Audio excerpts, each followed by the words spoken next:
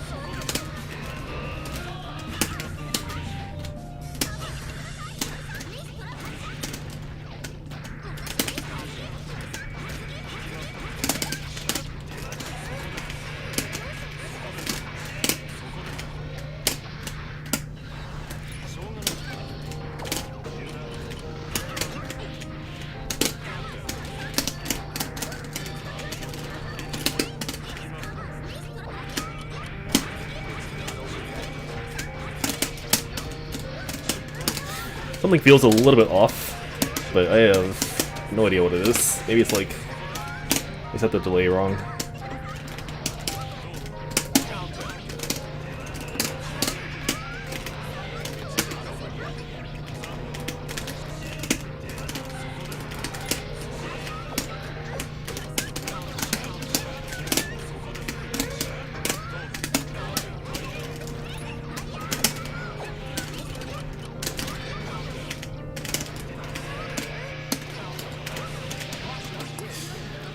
Is that the honest and hardworking Zato from Guilty Gear Xrd 2? It's the one and only. You know, I went on Keep on Rockin' a few hours ago and I found another North American Zato. That was not too bad. And the only thing is, I don't know if it is a North American Zato. It might be a guy from Europe, for all I know. But his name was, I think, like, what was it, like Dwigimus? If you go to Keep on Rockin' and search for Zatos, it'll be the first one there. And he was not bad.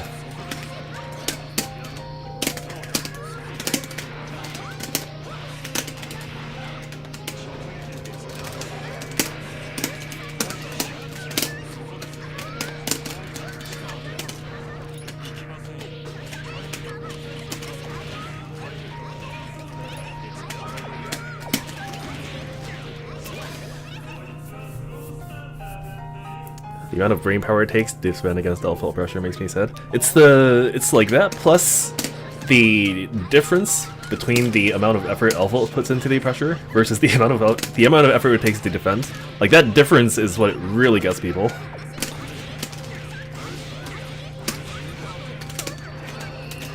Like if you worked really hard for your pressure, and it's like very clear that this is something really difficult to do, then yeah, sure. But I die here. Should've died there.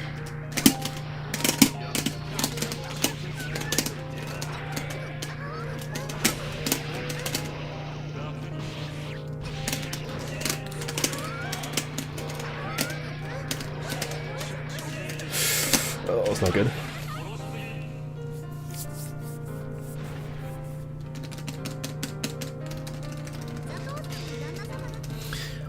I don't know, for example, how the perception is in Under Night, but in Under Night, there's a character called Carmine, and Carmine is a very high execution character, and so I think more people are understanding that his offense is very good, despite it possibly being like unbalanced a little bit, because you know, at least it takes a lot of effort to get there, right?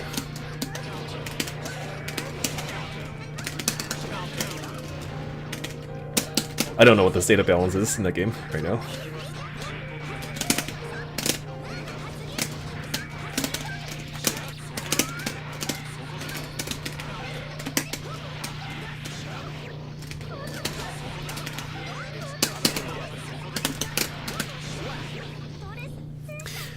The amount of Elphelt players I've heard say Elphelt isn't that good. She has a bad matchup against Kai. Makes me want to pull my hair out.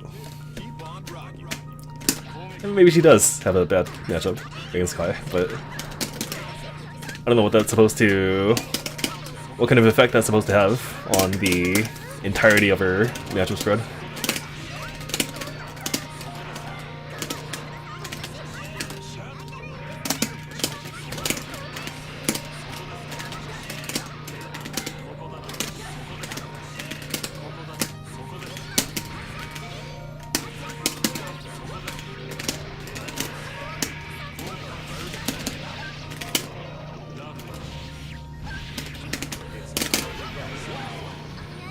No bursts.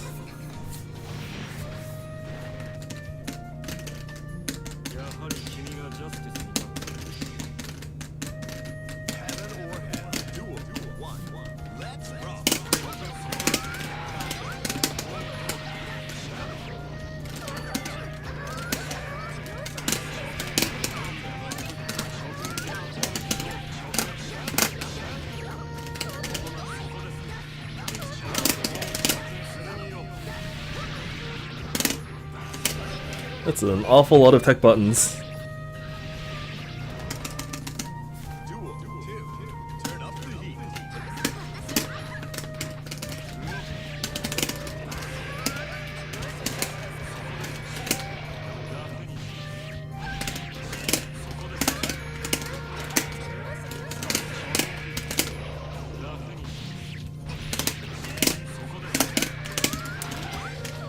You are going to start actively defending by the end of the set.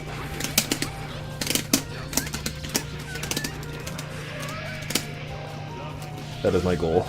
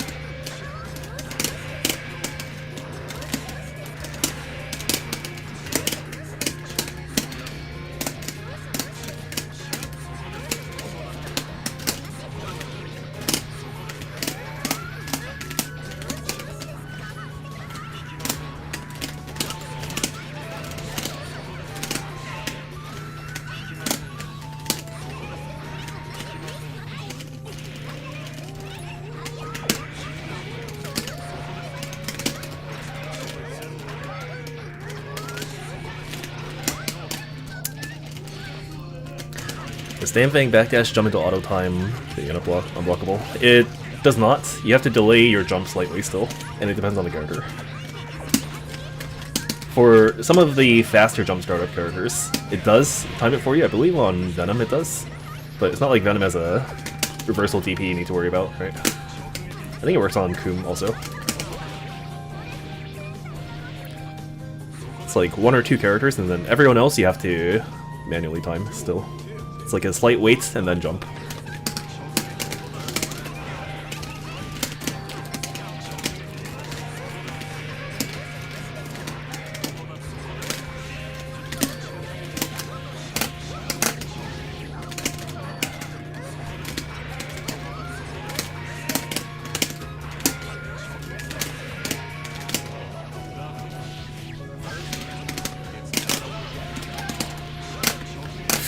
No bursts. Just anything you increase the consistency. Yeah, it's like setting a minimum wait time, right? So you can only go wrong in one direction, as opposed to being like possibly too early and possibly too late. But the other option is you can just do flight too, and technically you can set up a safe jump that way, but I think it's harder. Although sometimes it feels necessary.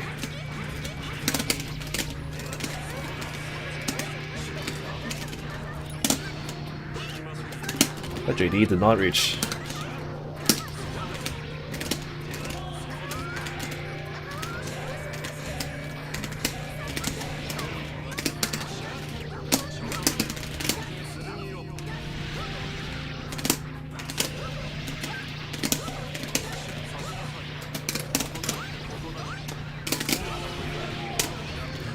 That one is an actual safe jump, and it's really easy to do. The 2H, 5P, 2H, and then you jump, neutral jump.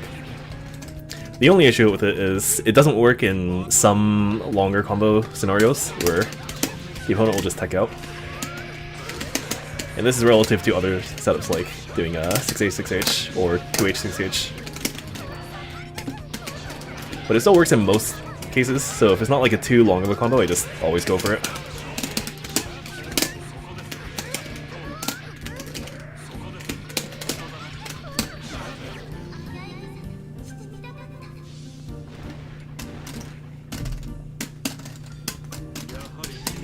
Same with whiffing JH, yeah, likewise. I started to do that less now because it does have the weakness of being vulnerable to DP. And I kind of always knew that, but I had in my mind that if I think they're going to do the DP, I'll just not press it in those scenarios only. But in reality, I think what happens is you do it unconsciously when you don't want to, and so you end up getting hit by it anyways, so you kind of need to forcefully change your habits to not do it. And that way you, I think, gain more positive results. So now I think there are still some cases versus some characters where I just will not do it at all. But if it's a character like Elphelt, she has no meter, no burst, I will still go for it. Congrats on the perfect storm win, thank you. I saw their social media accounts post the results, finally.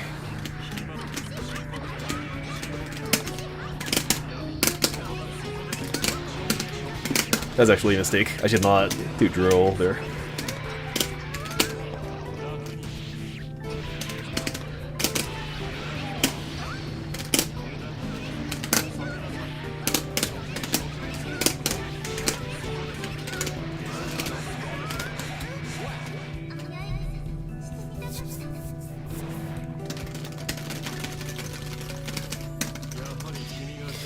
I got paid a little under 100 Canadian dollars, which is like, I think, a third of my overall travel costs.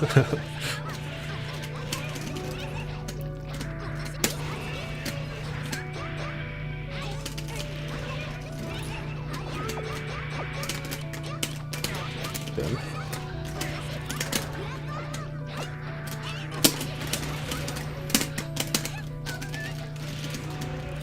No to all Elvo players.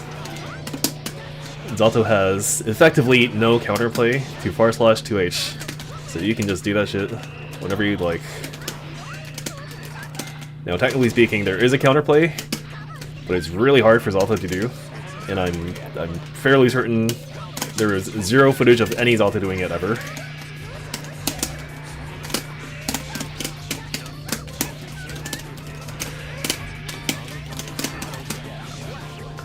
And it's where you do IB on the //, you jump up, you don't super jump, you just do a regular jump, and then you have to time a Shadow Gallery.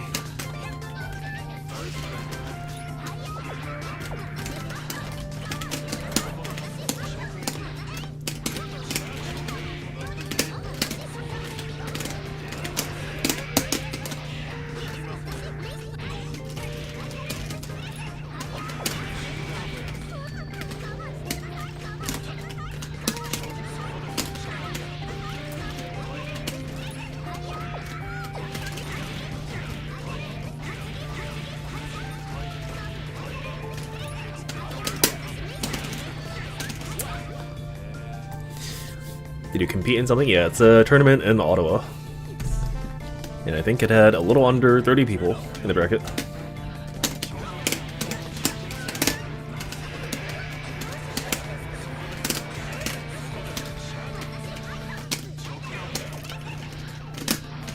So here's the situation in Canada right now for fighting games, or for Exord specifically.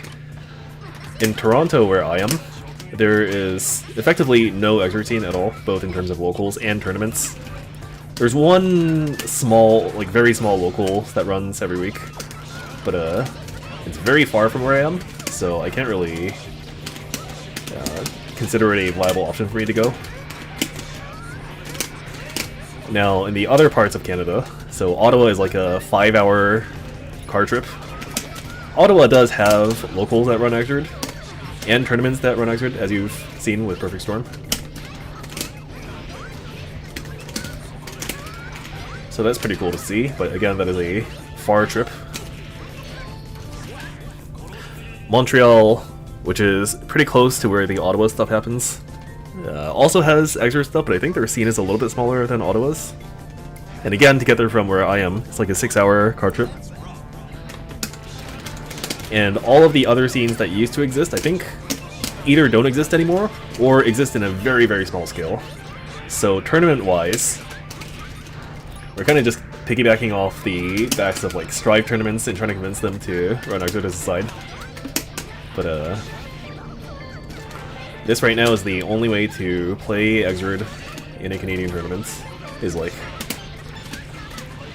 go on these super far trips and playing these side brackets with no proper incentive.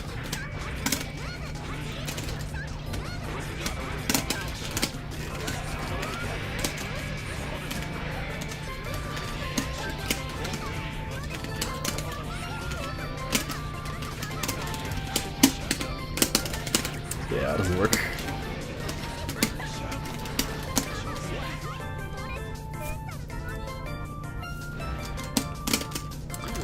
There is footage on YouTube, I think, so if you search for Perfect Storm Exerd, it should pop up.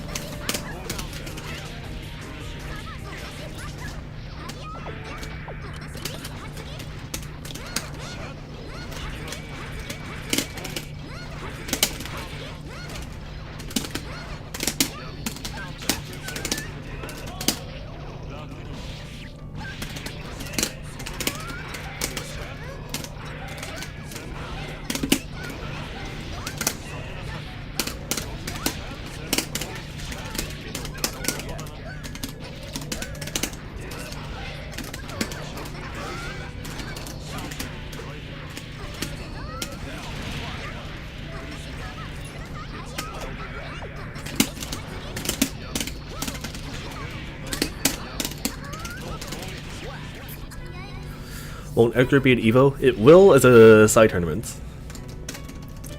They did some new classification of the, I think what used to be, what was it, Vortex Gallery? Like they always had a bunch of other games there, just as side games, but I think they're making it a little bit more official in some capacity.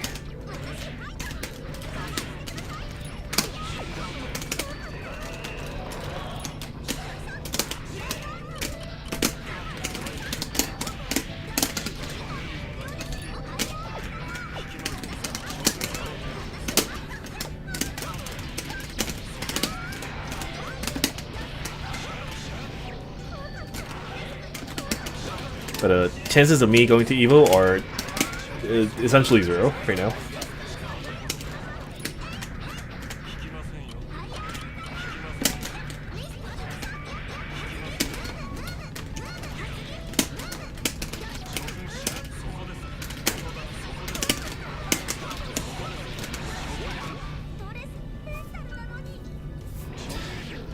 The most likely one that's like a big major for this game is Combo Breaker, because it is a main game there. But that one is a little uncertain still.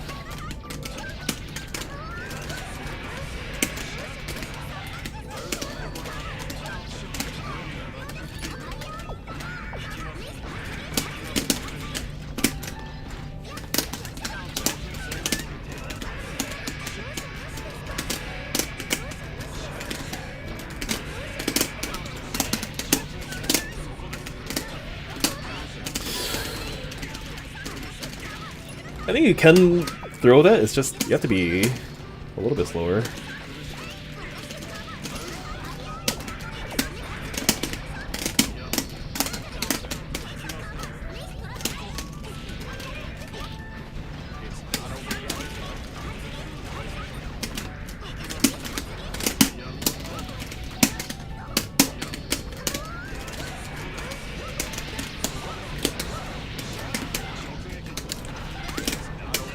Oh, no super. Okay. You wear Frosties too, right? Yes, I was. That VOD is available in full somewhere, but I don't know where it is exactly.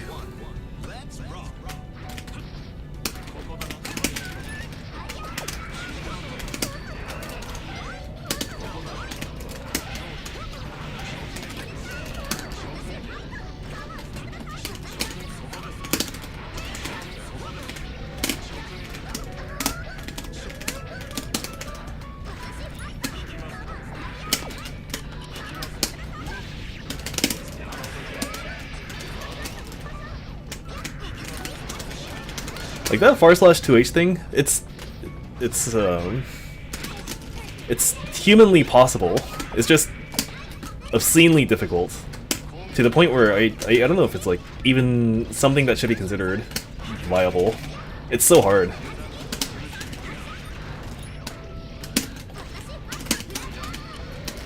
I guess I'll try to go for it as hard as I can, but I don't know if like even in this kind of casual environment I'd be able to go for it.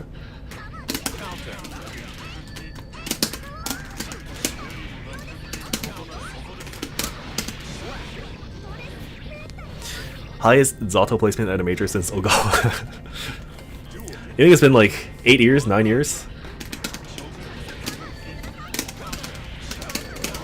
When's the last first place Zato at like a super big US major?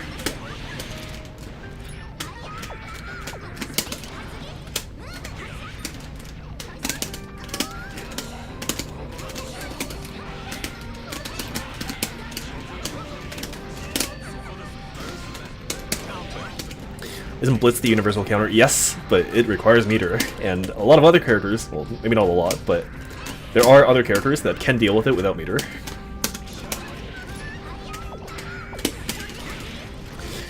I want to say Beautiful Dude got top 8 at EVO 3 years ago. Yeah, there's a few top 8s, like, I know Marlon was at a few.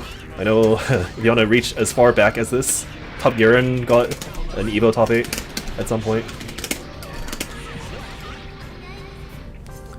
Yeah, Top Gear.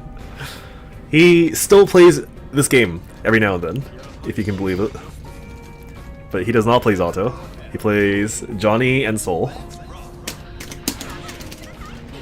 So that makes 3 Zato traders. 3 of like the 3 the only 3 really good Zato players that used to play. Oh, I shouldn't say all 3. Julian technically still plays Zato, it's just he's betrayed this game for BlazBlue, it seems.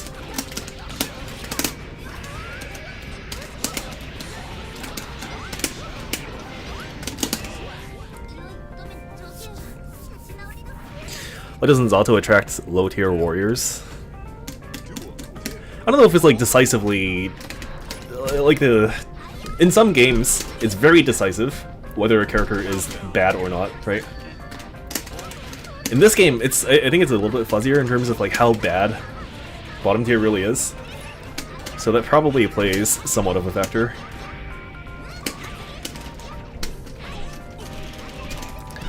Kami, yeah, no Kami, betrayed actor for Dragon Ball also. And I think he plays Nagoriyuki in Strive, right? Oh shit, there's something in my eye. One sec. Okay, I'm playing Exord with one eye open. Okay, I lost.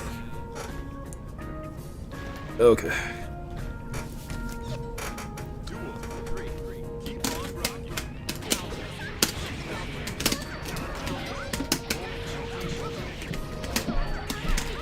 He doesn't play anything anymore? I see. Yeah, he was one of the only other Zatos that existed here. And I saw another Zato that was playing Mr. No Slow Andy. And if you go to his channel, there's a VOD of him versus a mysterious Zato player that I forget the name of. But he was pretty decent too. And I'm assuming he's North America, but I'm not really sure. I'd have to look at the thing again. And Europe has Scope Dog, but I've literally never seen any footage of that man before. I just know he's a pink square net play Zato.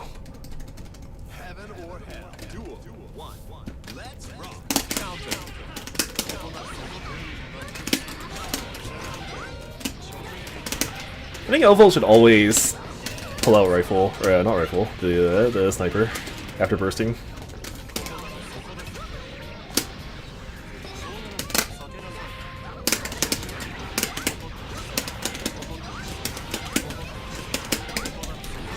Okay.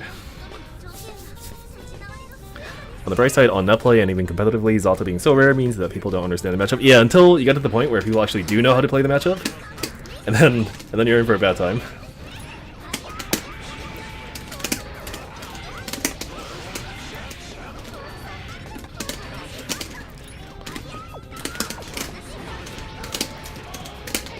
So I got IK last round. Hold on, I need to do something about that.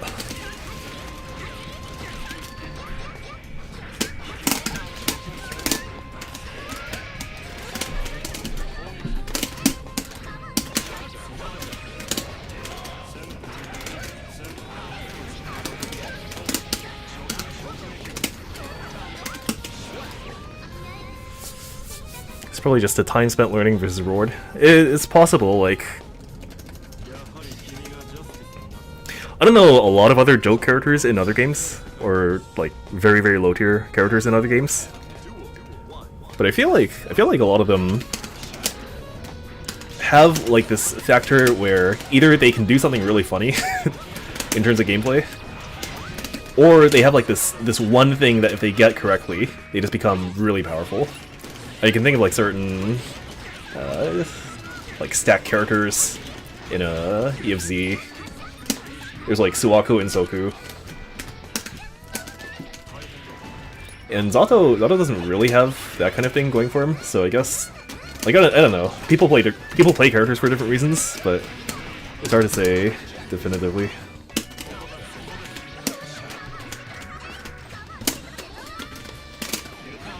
Wow, okay.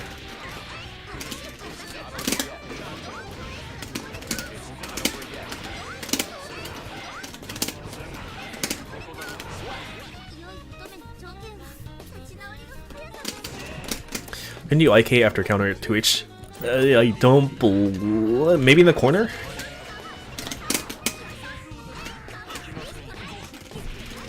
I'm not aware of any setups that don't involve side dust or Eddy existing on a grounded opponent.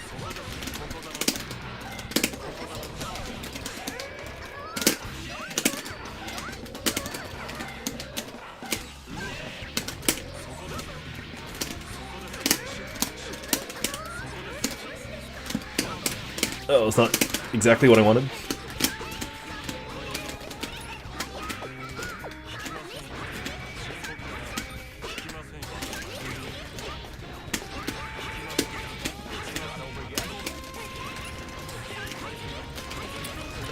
Burst save, burst save, burst save, not burst save, burst save, burst save, burst save. By the way, thank you for the maple cookies. Yeah, they are addictive. Beware.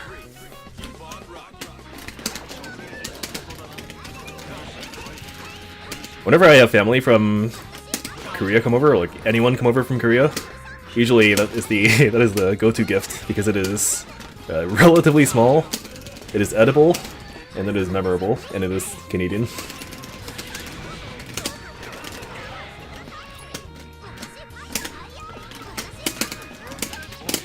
There's actually a better brand out there, but I think were out of stock when I tried to look for them, so I had to go for the second best option of Dare.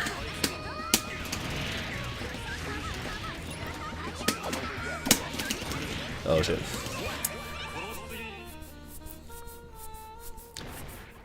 But yeah, just broadly speaking, thank you and Pat for running probably the biggest net play tournament out there for this game. It does help the scene stay active.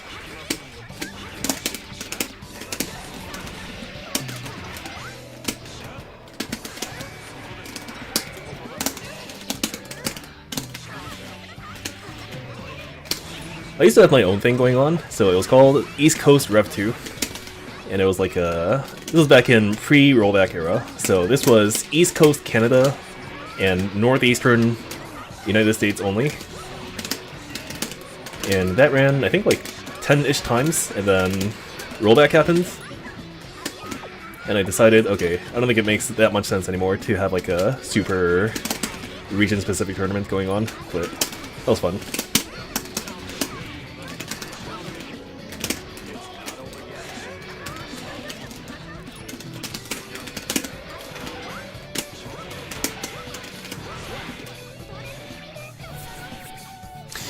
Are there 2P 2D drops on counter hit? What is this Joe character? Yeah, it is a 2D of all time. Oh, that's not the right button.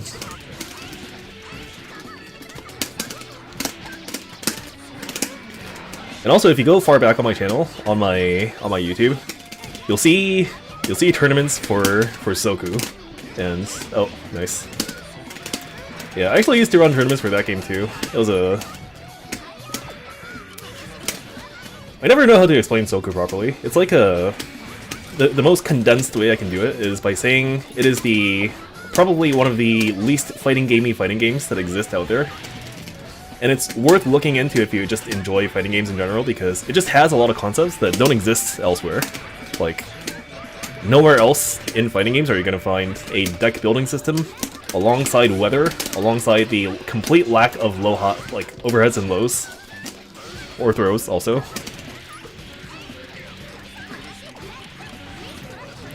It's like, can I incorporate this into Guilty Gear? What's the extra scene like in Korea? There's like 8 dudes that play at a specific day, at a specific time, every week, and that's it. And it's been like that since before Strive also, unfortunately.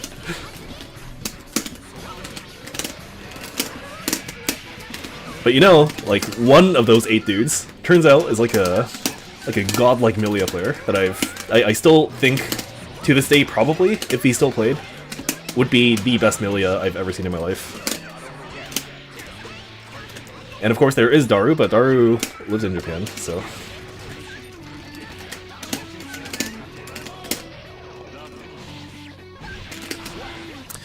Isn't neutral in Soku just a bullet hell? It's so... Okay, here's the Soku explanation, okay? In Soku, there are bullets. Bullets are basically projectiles, okay?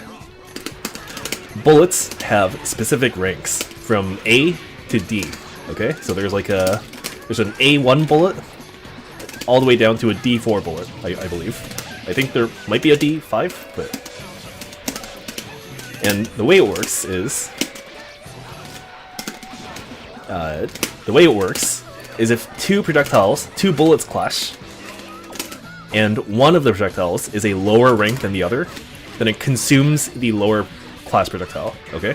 So if you have like Ryu's Hadouken versus like Ken's Hadouken, and it turns out that Ryu's Hadouken is A while Ken's is B, then Ryu's will just bypass Ken's while making the other one disappear. Hold on, I need to escape the corner. Okay. With that said, the ranks also determine how grazing works. And grazing is a mechanic where if you are dashing or high jumping, any of those two things, you enter grazing states, which means that you can effectively just bypass bullets with your movement. So if I do a dash past most bullets, I will just be able to just go through them without any consequence at all. The one exception is beginning from a certain rank of bullets. What'll happen is there'll be certain consequences, like I believe starting like the A bullets, I think you start to lose meter, or like the game's equivalent of meter.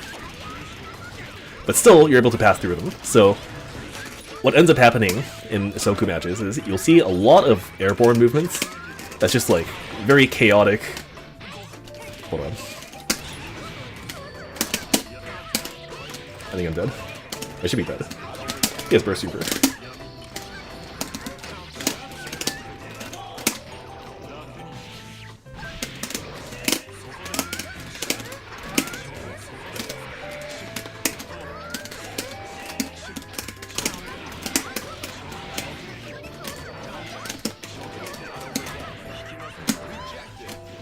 Nice.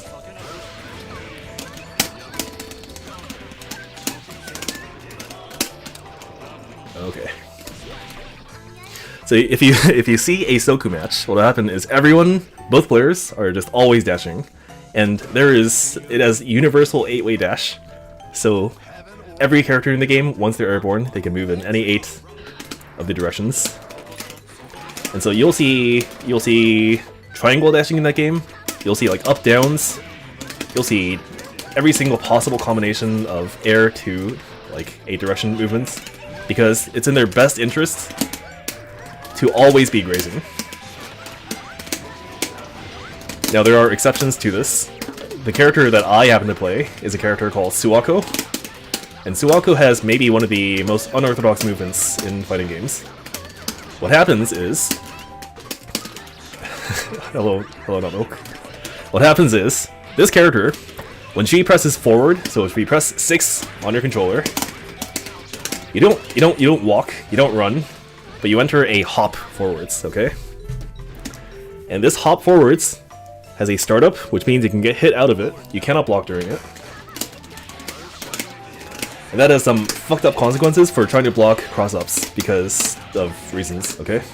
But anyways, this character cannot do an 8-way dash because instead of 8-way dash, she has flight. And it's not exactly like Zato's flight. It's like Zato's flight, but you can have it last way longer, and you can also just like float upwards for a very long time. So with the exception of Suwako, you'll see a lot of air dashing.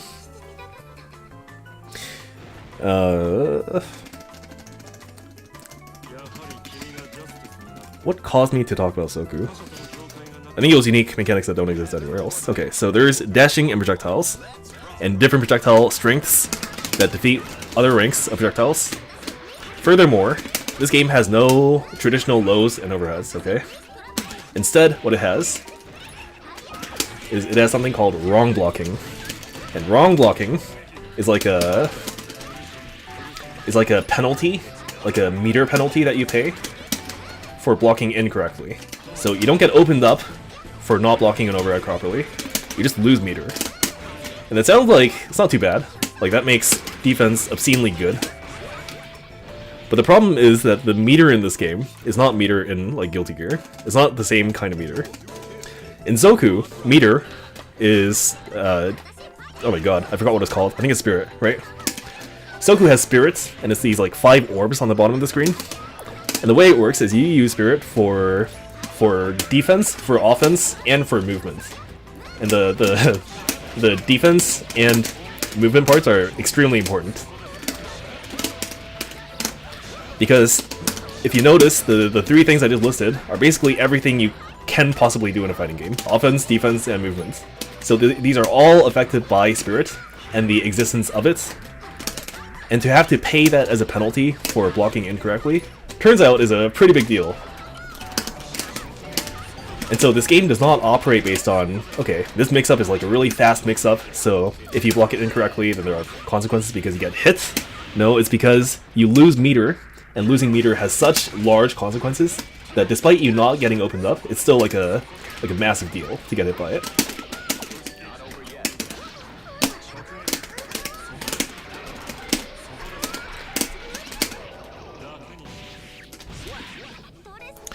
On top of that, let's see. The game has cards, so both characters will select a deck of 20 cards to begin the game. And these cards can range from utility cards, like, imagine like a dead angle card that you can consume to do a dead angle whenever your block's done. It can range to supers, so like, I don't know, reversal supers, just things that extend damage, utility supers. There are also skill cards, which, okay, so every character in Soku only has the following inputs. They have 2-3-6, they have 6-2-3, they have 2-1-4, that's it. And 2-2 in some cases. So those are your default inputs, and what certain skill cards will do is they will replace your existing special moves into a different special move entirely upon use. So imagine you have a DP 623 for your character. You can use a skill card that will replace your 623 with like a projectile, let's say. And once you use that 623 skill card, that 623 input will never again, unless you reuse that initial DP that you had initially, unless you use it again by having like multiple copies of both skill cards, which usually you don't run. You just replace that skill entirely with the new one.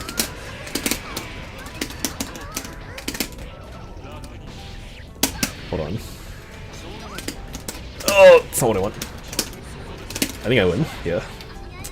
I think I have more HP. There are also cards like I said briefly. There are utility cards. These cards are like there's one that lets you. There's Pot of Greed, and you probably know what Pot of Greed does, right? There's one that is a push block card that doesn't get consumed upon use. There's one that increases your like movement stat, so you just move more whenever you use this card permanently. There's one that just increases your defense, like using certain taunts in Thirst Strike. And it is completely up to you which cards you decide to use, or like put in your deck to run. On top of that, so there is like a completely different system of defense in this game, a completely different system of offense in this game, of movement, of like these other system mechanics. On top of that, there's also weather. And weather is a system where on the top of the screen, instead of the timer that says 99 all the way down to 0, you just have a thing that says like 1 of 20 weathers. And each of these weathers, once activated, so it activates when it says, when it goes to 100 from 0. When a weather activates, there is a universal effect that is applied on both players. And these effects are incredibly varied. So they can be as simple as your spell cards now do more damage for both players. It can be something like you can no longer tech on the ground once you get knocked down. And the most influential one probably is one called Typhoon, where Typhoon makes you unable to block. And not only that, so you're unable to block, but also there's no what do you call it? Like, you know how characters flinch when you get hit? Like there's hit stop. That kind of gets replaced by like a brief pause on the screen, but otherwise there's no like consequence for getting hit. So you lose HP. There's a bit of hit stop, but you don't like get put into this like flinch states whenever other characters get hit in other games. So it makes sense when you see it in action, but it's kind of hard to describe for me right now.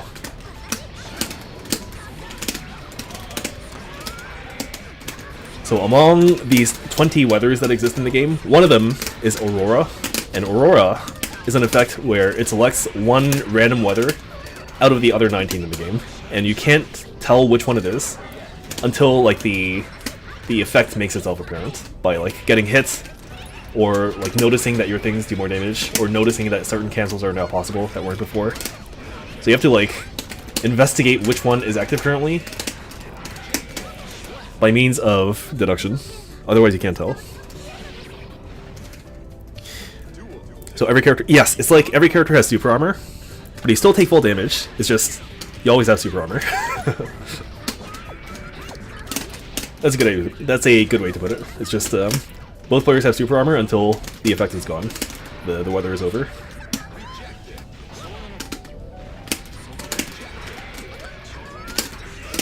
You can still get left-righted, but those situations are so kind of sparse. Yeah. So there's one character that has like a super fucked up air dash.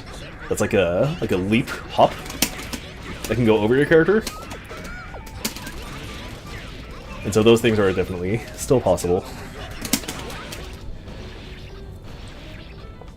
How did he get into Zoku in the first place? So I did play Touhou first, and then that led to me trying out the game, and then that led to me playing it, and then that led to me playing GG and BB also.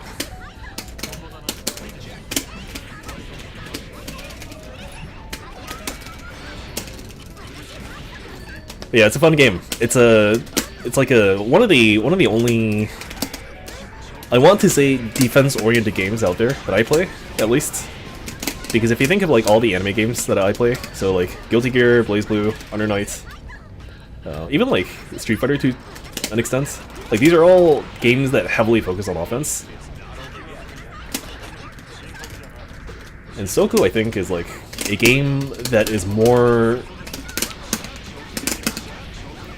a game that puts its center more closely on its defensive mechanics, and that's pretty interesting to see.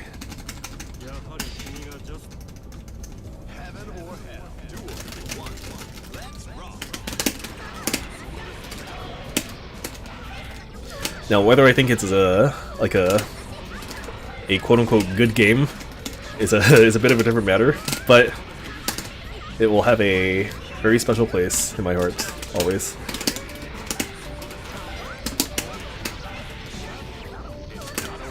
Under Night isn't defense-based. I guess Under Night like also is like a defense game, yeah.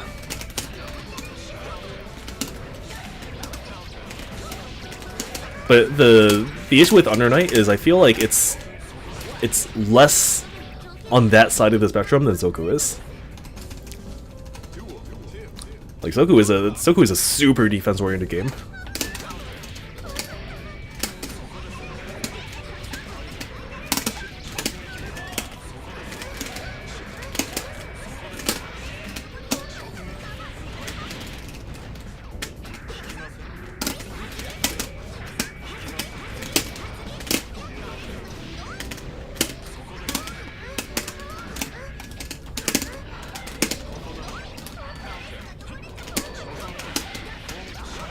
But you are right that like Under Night, compared to the other games I listed, are definitely more defense than other games.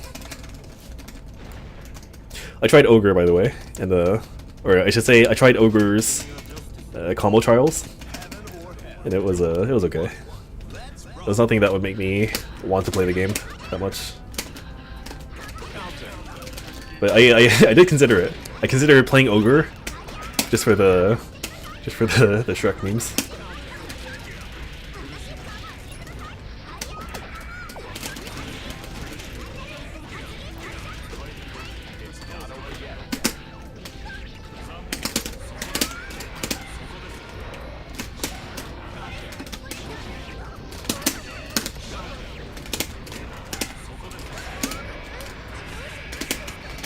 Oh, okay.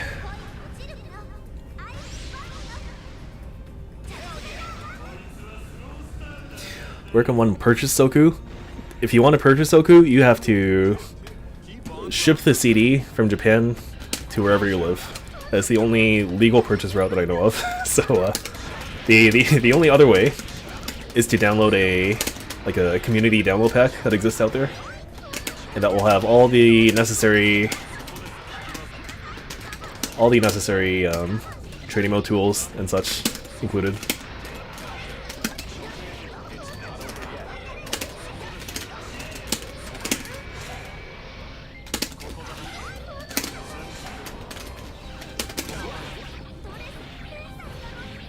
But yeah, I do have the physical copy. It is a purchase that I do not regret, despite the shipping costing more than the CD itself.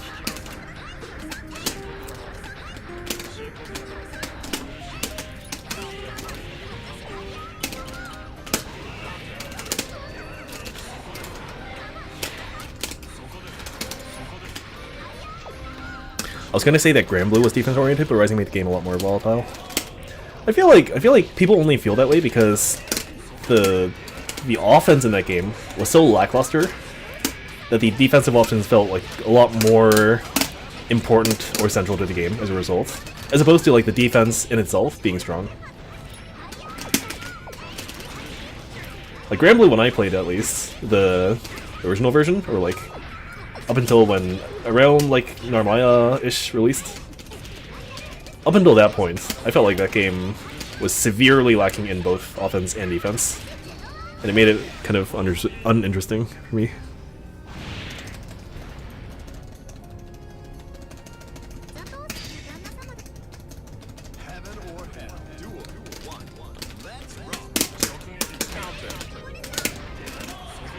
In Granblue I played UL. And I played UL partly because I thought it was a funny idea that they would put Fantasy Strike mechanics into the game. So Fantasy Strike has a thing where if you stand still and don't do anything, I believe you tech throws in that game. Because they don't have like a button to tech throws. And in Granblue, I'm sure the mechanics are still the same. With Narmaya, or not Narmaya, with UL, if you stand still while being in stance, you automatically parry and do like a counter move to any mids or highs. And so it was pretty fun to play in that regard.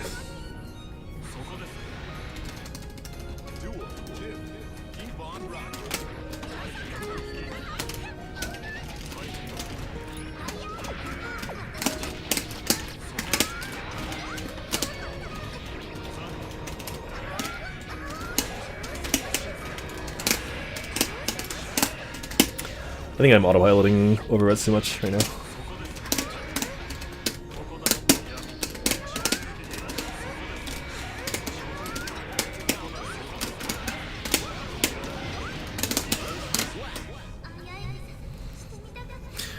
What is the main purpose? What is the purpose of using Break the Law in neutral with Eddie out? Doesn't it put Eddie at a lot of risk? So it's a gamble on my part that I think my opponent is going to commit to an approach towards me. So imagine that you think Elphelt is going to do an IAD at you. If that happens, and you're already in Break the Law, then you're in a really good position, because now Eddie is probably behind your opponent, and you're underground, so like they can't do anything about it.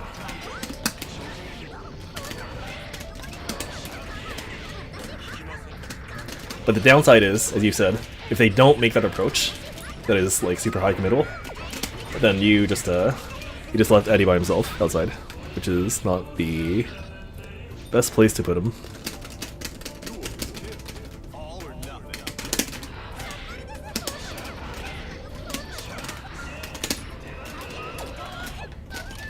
I've not played Gear in a hot minute. Yeah, it happens. I did that too for a while. I was too busy playing possibly one of the worst MMOs in all of existence for the better part of 3 years, and I came back, and I've been at it since.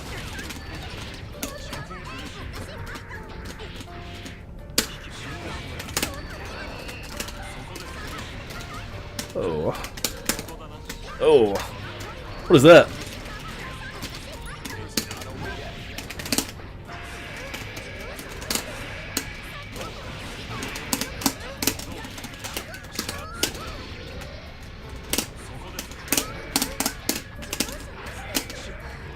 Elphelt can 2k that frame trap, by the way, whenever I do 2k 5p, and it is extremely fucked up because no other character to my knowledge that has like a low profile move can do that with like Soul 2D, Axel 2k. So instead I need to do 2k 2p.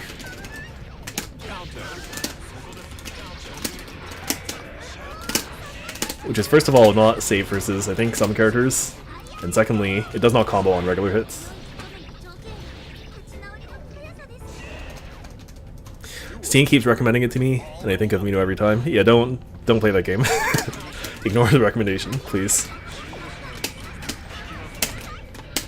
You know what? Recently, I heard in MapleStory, in Global MapleStory, there was a thing that happened where they have this thing called a Unicube, and a Unicube is like a.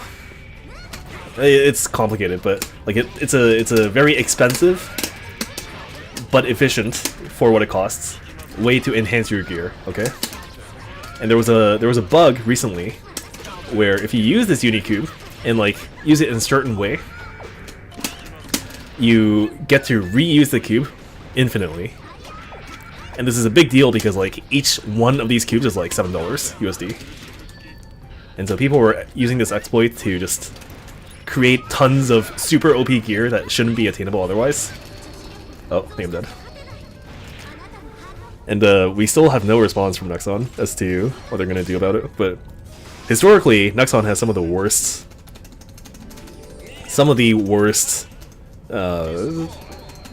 responses to incidents like this, and I have no idea what's gonna happen. Because imagine, like, you have a game that has completely open trading. You use this exploit to make really OP gear, and then you sell it to other people. Now, like, you have to ban the person that did it, obviously, but do you also ban the person that bought the gear?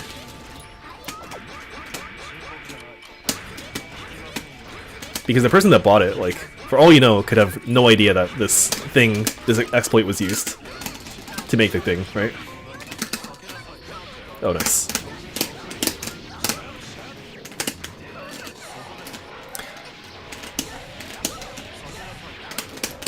Would it be right to assume you don't play Aurelius or Carl in BlazBlue? I play quote-unquote Arokune in that game, but I have considered playing Izanami instead, if I were to, like, actually put a lot of time into it.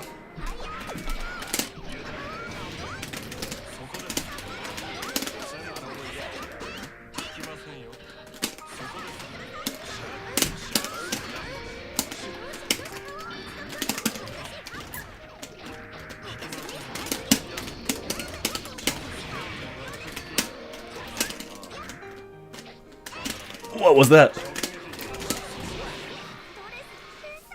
It sounds like you like the game, just not the direction depths. Yeah, exactly. It's not a good game, but it is enjoyable for what it is. It's just like so many times there are things that sometimes go wrong in terms of like bugs or exploits like this, and it's just dealt with in the most pathetic way possible, always.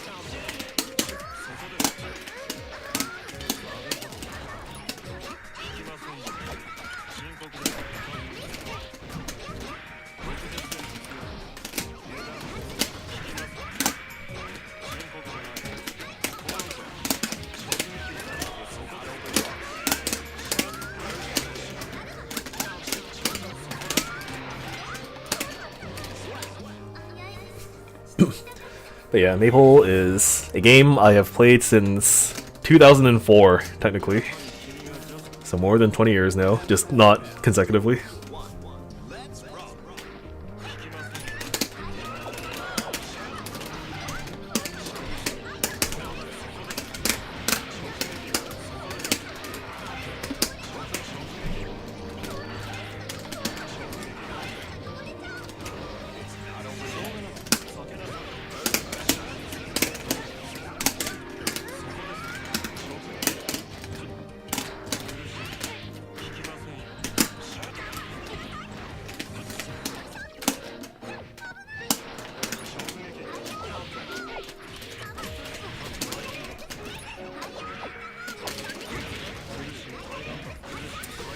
I die from the next one, if I get it. Oh, that 2D caught my backdash.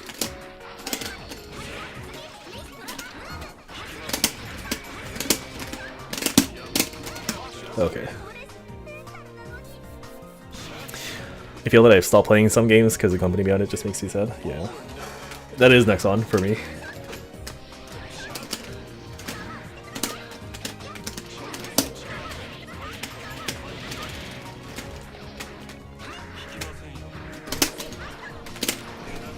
You might also know Nexon for being allegedly the first game company to sell loot boxes in the form of these things like give you random items in game. And this was back in, like, I want to say like 2005, 2004.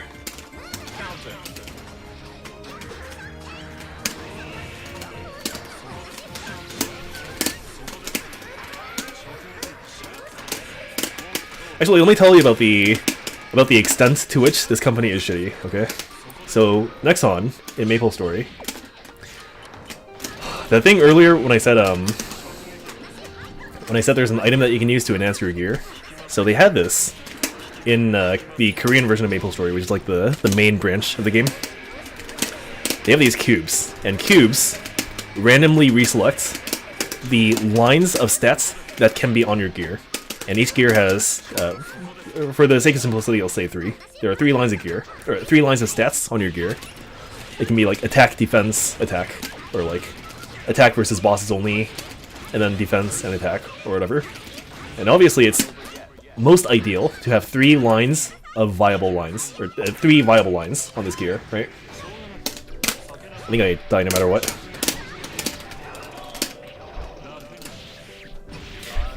And so people will spend absurd amounts of money to try and get these 3 lines to appear, because each line is selected randomly every time you use a cube, okay? And the expected cost to get like a 3-line gear is like very roughly speaking between like $200 to $300 USD. It turns out that after like 12 years of selling this cube item in their cash shop, Nexon actually coded this item so that you could not get 3 identical lines of a very desirable stat. Like, it's just locked out of the game system. And the comparison that people will make is like,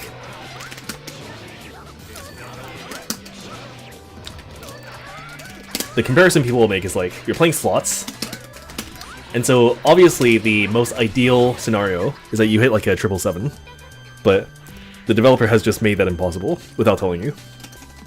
And so this is the main thing that they got kind of fucked over by the Korean FTC a couple years ago, and they ate an unprecedented fine for this kind of case.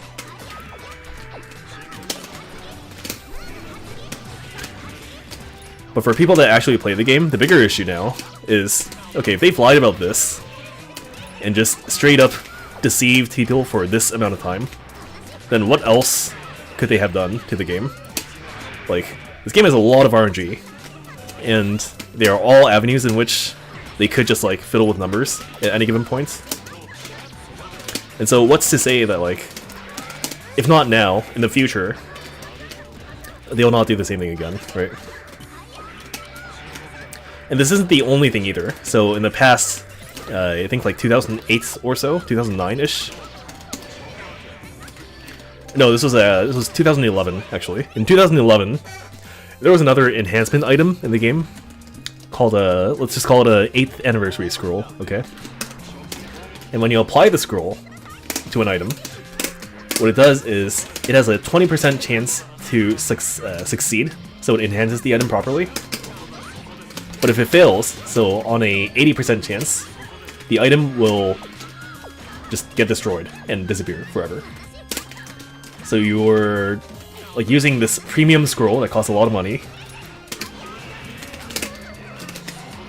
to have a chance at doing this very good enhancement on your item. But there's a very large chance that it booms and explodes, right? So you have to use a cache item. It's a different scroll, like a protect scroll, that prevents the item from booming,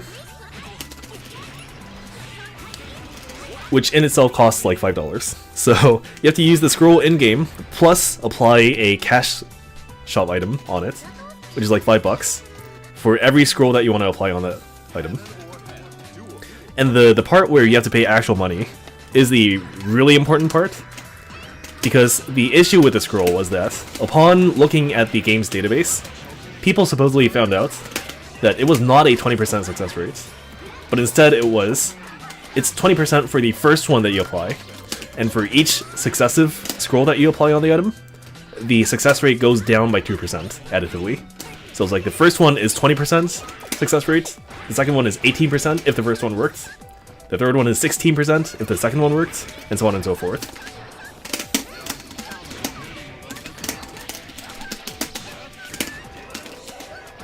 And so they just straight up lied. There's no other way to put it. They just lied. And they lied in a way that obviously makes them more money, because, again, this scroll can destroy your item, so you want to make sure that your item is not destroyed by using this cache item that costs $5 per pop. And by increasing the odds that the item gets destroyed, people buy more of these like $5 Protect scrolls, right? This particular incident, the company has never apologized for, and they have never dealt with it properly in any public avenue. And it seems like, just looking at everything Nexon is doing, it will probably just never get addressed, ever. Yeah, this was 13 years ago, and now, like, again, the thing recently with the cubes not letting you get the proper 3-line item stats. That was 3 years ago. 4-ish years ago. And there's a whole document on the Korean wiki of just like Nexon's controversies in the past, and it's a long-ass article because there are so many things that happened.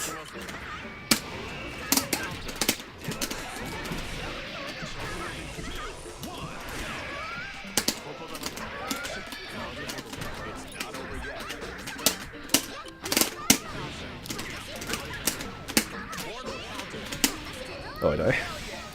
Games industry is rough at the moment, yeah. I mean, it doesn't help that I think more... I guess not like more games, but it seems like after Genshin released, more games are... I shouldn't say more games. More people are getting exposed to the gacha system, which is in itself kind of very unfortunate.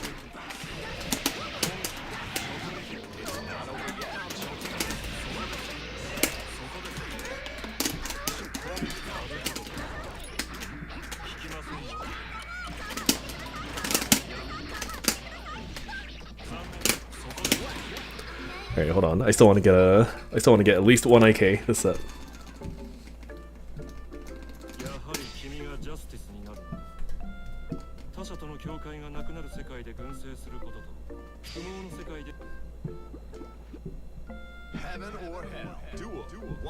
Oh, he says last one.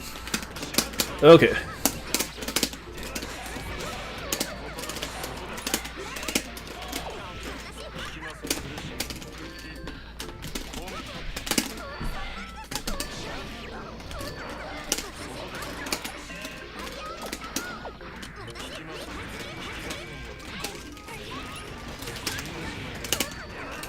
I think that could have been burst safe, right?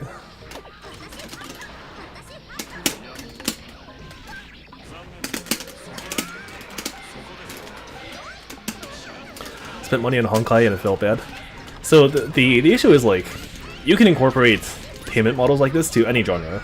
It's just like the nightmare scenario is now this becomes standard for every game of high quality. Which I guess, like, if you look at AAA games nowadays, it's kind of like always already the case. But oh.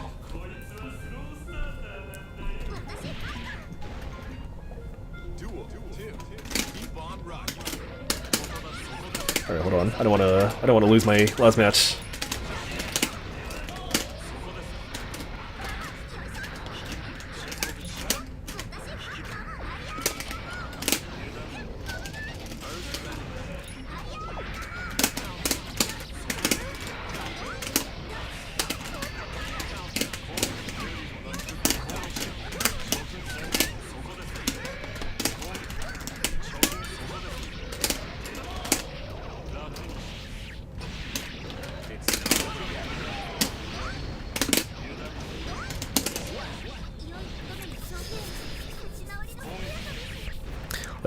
I gotta go, you're the go. Thank you. I will see you in the near future.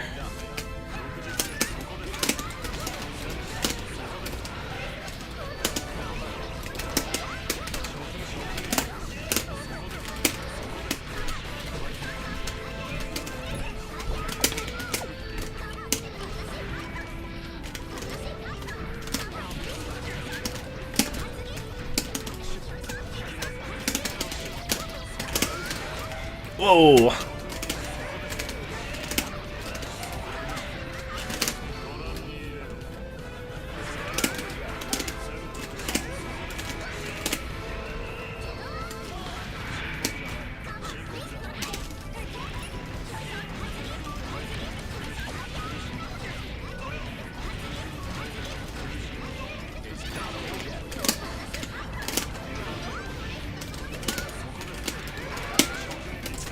Alright. You can't dead angle when I'm this far away. GG's.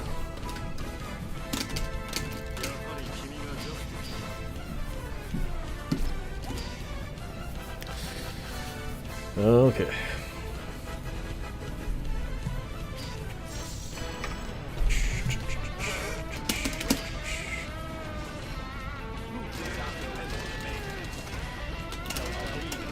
Let me try to do the /2H thing.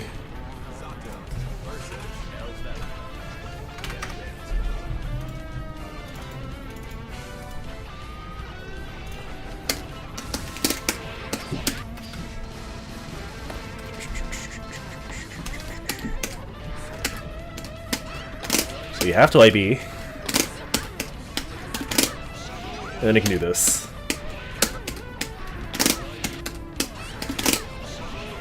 And the problem with this, if you're a little bit too high up, like there's a travel time for Zato to come back down to the ground. So it takes longer for this thing to start up. So you have to be at like this super specific height when you do Shadow Gallery, which is not like easy to do when you're on defense, and considering a million other things that you might have to do. And that might also happen if you're too low. But technically, it is a thing you can do.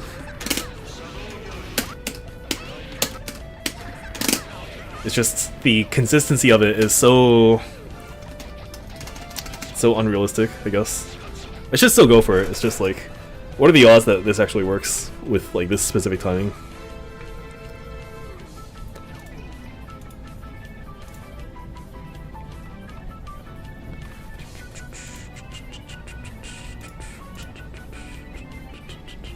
Oh, you know what I'm gonna do? I'm gonna look at the only other North American Zato that might be going to tournaments other than Mad Hatter. Because I was gonna do this earlier, but I may as well do it now.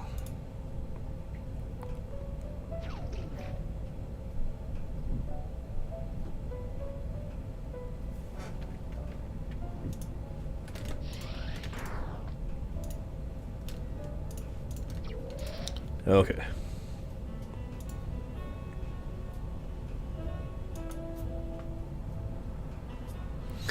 Apparently, beautiful dude Julian went to a SoCal locals, and that means there is Zato footage out there for once.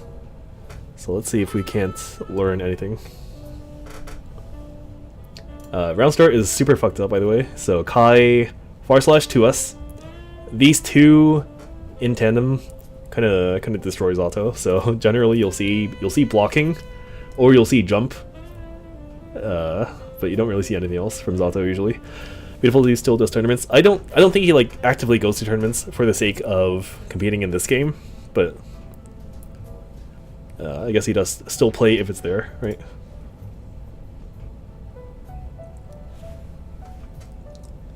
So let's watch that one more time.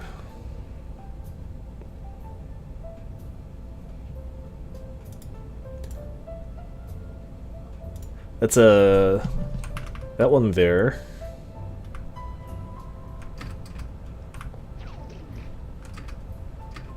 Yeah, that's safe on hits.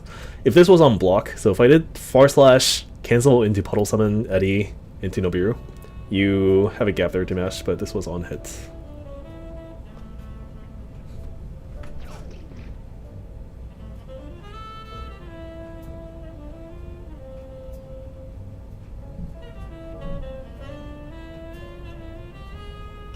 Oh.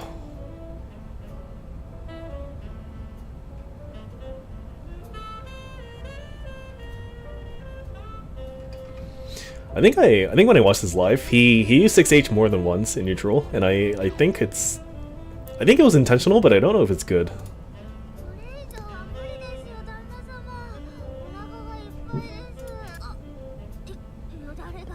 Should kill.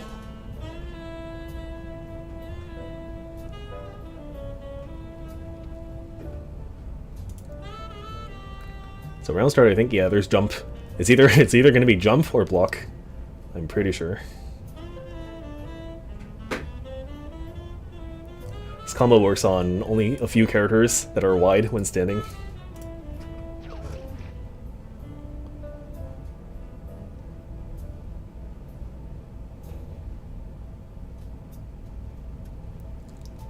This super here, if the opponent was not Kai and like a smaller character in the air, like if it was a Mei, that combo does not work. He is too low to the ground after doing 3 air normals.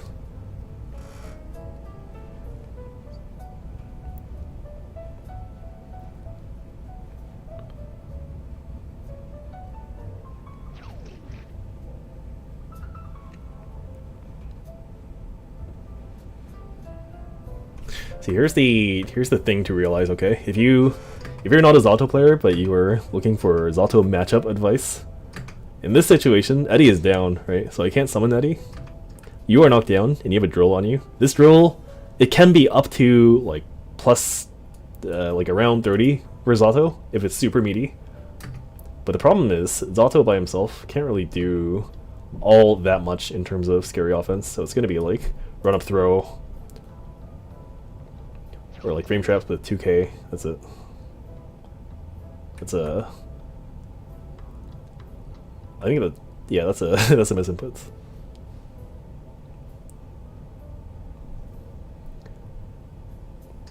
You know, I tried a lot in the past to try and make this work, like non-unblockable big drill setups, but I could not find any real good applications of it.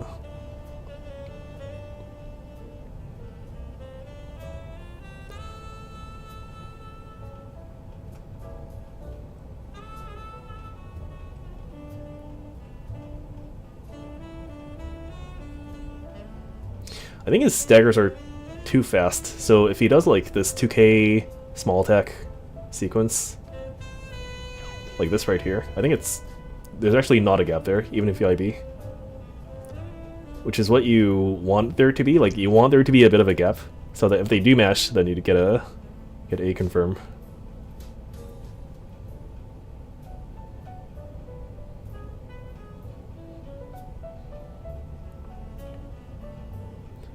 Not to say that like all of mine are either. It's generally pretty hard to do because it's all manual.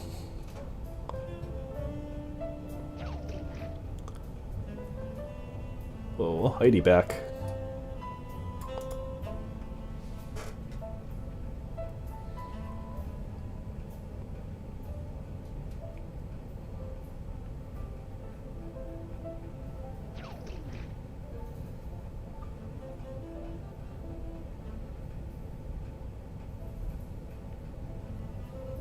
That's so risky. So, like, he has meter, so it's okay, but imagine if you don't have meter. And you just do neutral, like a bit of a run up 2H against a Kai.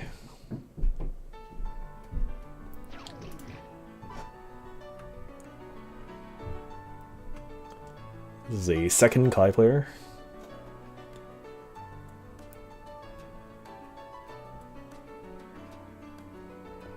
He has time to do an actual mix here, but he doesn't go for it. Like here, if you do a jump forwards, you can do another mix there, and like each of those mixes are so valuable.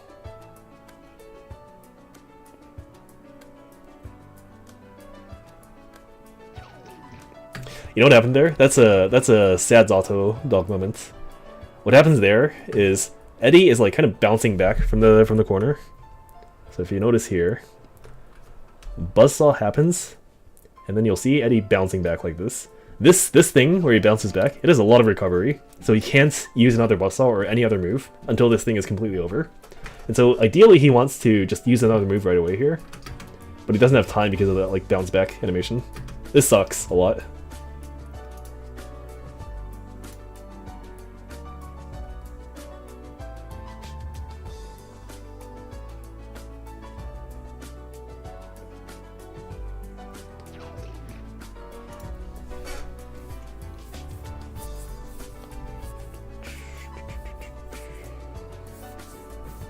See another jump.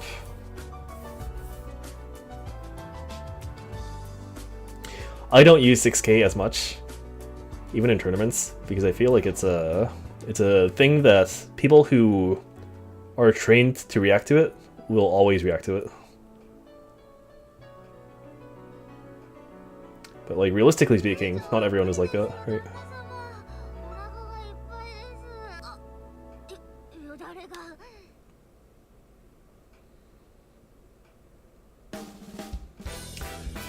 That is the correct response, by the way. You want to air throw as opposed to trying to anti-air flights.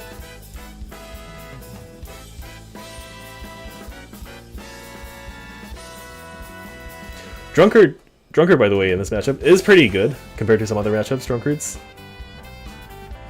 But Kai, especially with meter, can still punish it.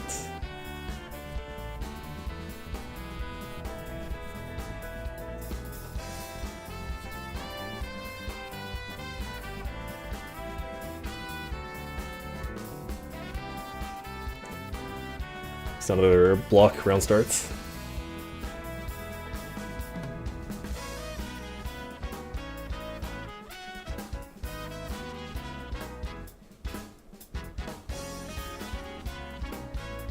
Oh, he's getting Kai'd. Nice.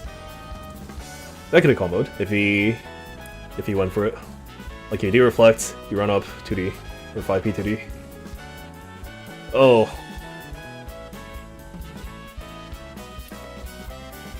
Oh.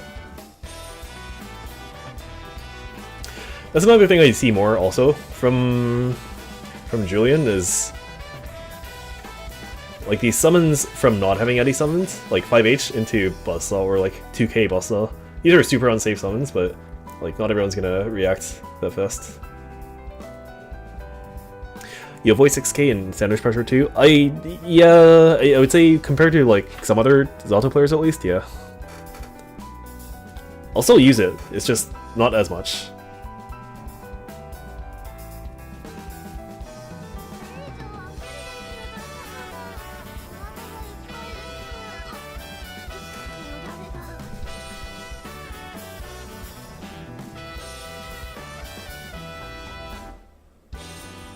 It's a lot of damage. Look at the risk. Oh! Okay, I think that could have killed.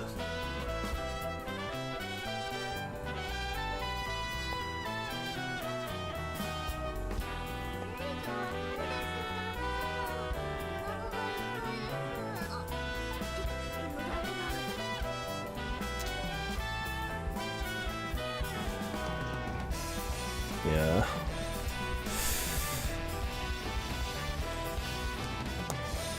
For Zato dead angle responses, I think you always just want to jump forwards and then insta block in the air because the types of punishes that you have are so limited. Like it's always just going to be 5p 2D or just 2D. So you jump up, IB, land, 5p 2D usually. That's it.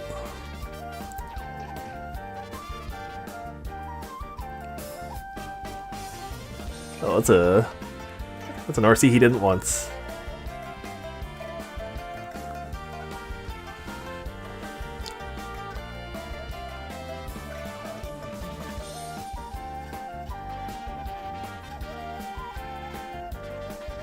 See, I think that JH just now, if you look at it. I think if he does IED here instead of jump forwards, he like YRC and then like stand here and then IED, he punishes this. But you have to be looking for this punish specifically. Like I think he's going to drunkard my projectile, therefore I'm gonna stand at this range and then IED. And you can do it. You're supposed to do it, but it's very intentional.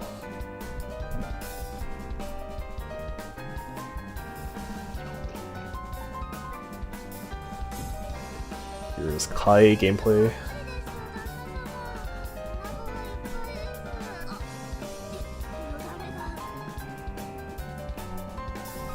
Okay. Oh, it's Baiken.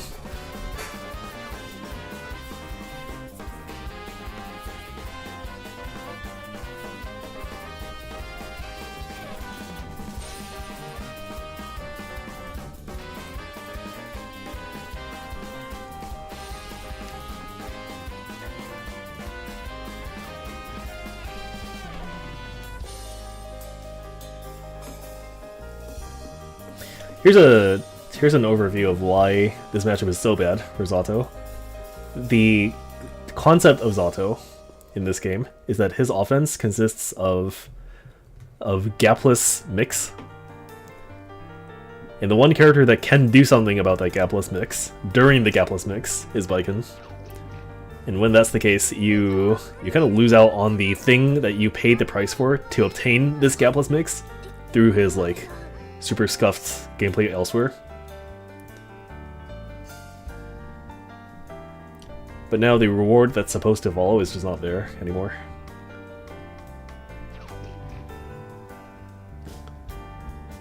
I don't agree with this at all. The like trying to left-right during unblockable on Baiken.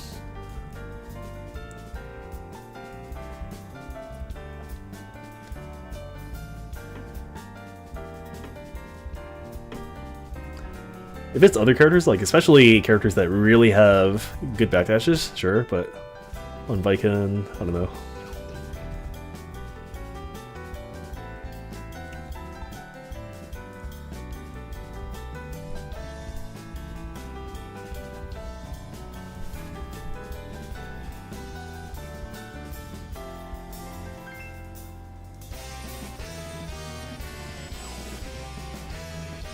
I don't know what he pressed there.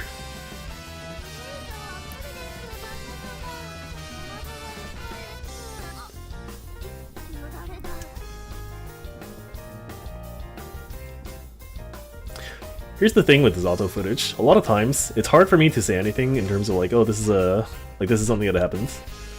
A little bit earlier, like 5 seconds ago, Eddie died right in front of Baiken. But it's like, there's no way for me to explain it other than, well, he shouldn't have put Eddie there. So it sounds really obvious, but the mechanics of how you go about it as his auto player is actually like kind of complicated. But it just ends up with the conclusion that, oh, you shouldn't have put Eddie there, and it sounds really simple, but it's not.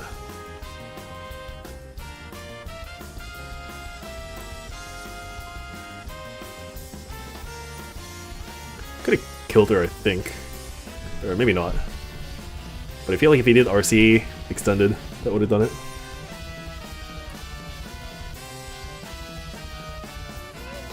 Like 3 of us 2H's got stuff, yeah. It's also 2H versus Baiken animals. I'm gonna guess you see it a lot in this matchup too. In this this set. Oh, random card.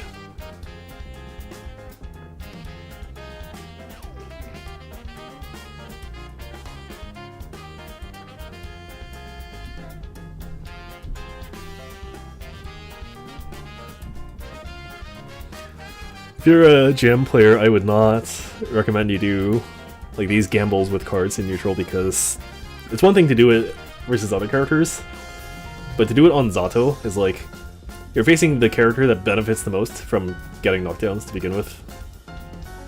Like the value of a knockdown is higher on this character than other characters.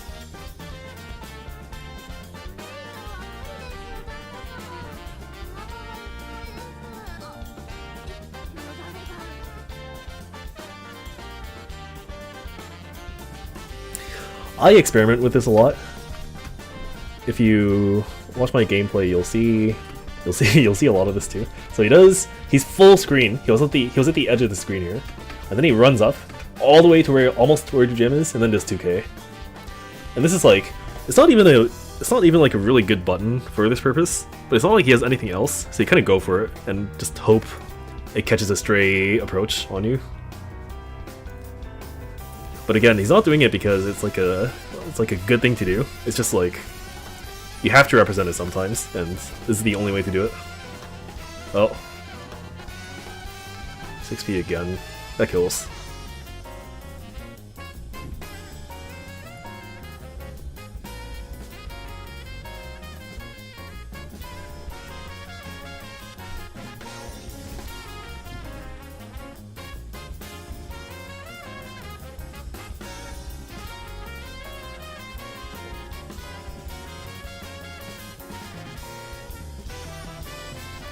I think having this Ryujin card is really valuable for Gem in this matchup.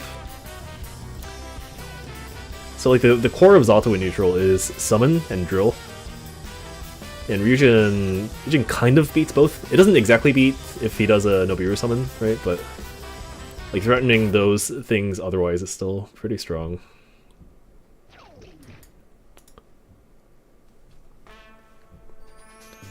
Oh, unfortunate. The puffball went past the drill.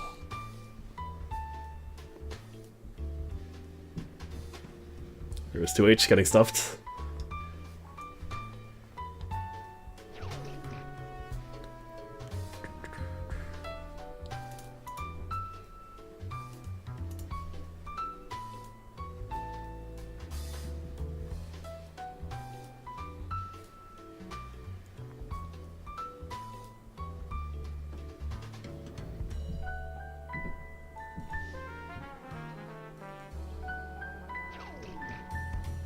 See, like, getting knocked down here is so impactful. Because technically, you did all the hard work already. And then you got hit by 5H far drill for some reason. And you should... This is like the type of drill that you should never get hit by. Because it gives Zato so much value for essentially 0 risk. There are two like types of drills, broadly. One is a type of drill that is acceptable to get hit by. And there's another type that is just unacceptable to get it by, and this is one of the unacceptable ones.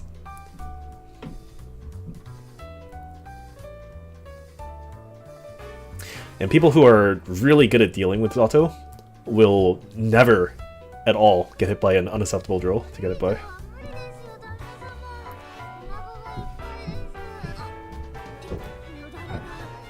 And the most common types of these are like at the end of block strings, like 5H drill, 2S drill. Those are not situations where Zato should be getting value.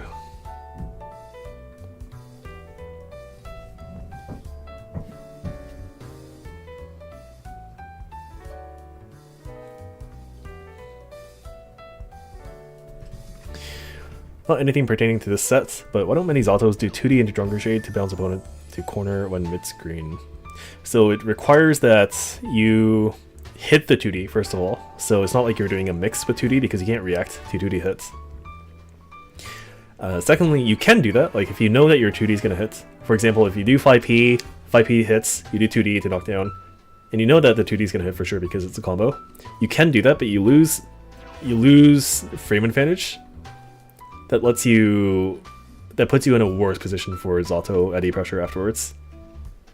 Like, it's good that you push the opponent further towards the corner, but your offense consequently is worse.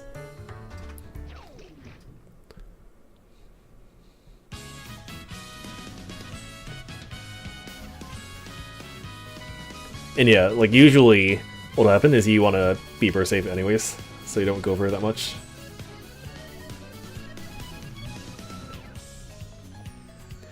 But one scenario where I could see that is if you are solo Zato without Eddy out, and Eddy is still like down, is still regenerating meter.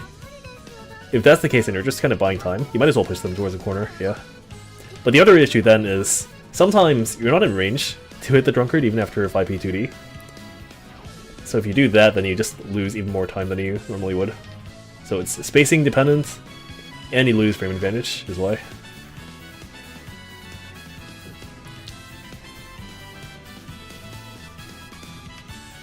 He's getting Kai'd. Kai Cascade.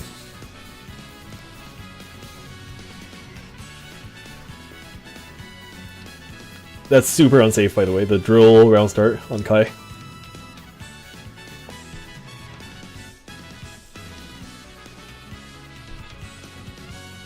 Actually, let's see how unsafe it is here. That thing is... it's generally not a good thing to do. See, drill. Drill loses to all S buttons. Loses to 5H. It actually beats 2D or 2H. Huh. And it loses to 2D. So like the most common ones that you see from Kai are like / 2S and like maybe 2D, but not like that much. But these two are the most important ones.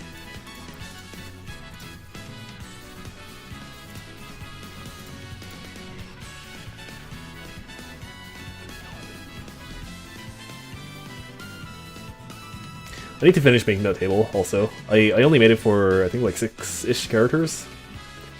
And now that the Wake Up tool has a proper thing for round start simulation, I think it's going to be a lot easier. Ideally, I do it for every character, but that's like such a monumental amount of work. As in, like, every character versus every other character, which is like hundreds of different matchups.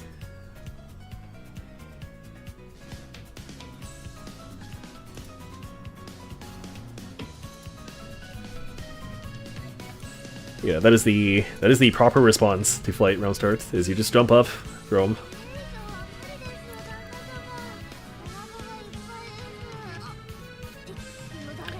W on summon is +5 at best.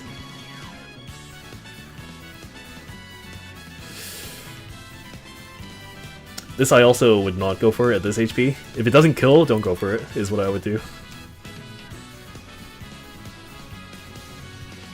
Especially versus Kai, where like this character isn't one that you want to be in neutral with that much.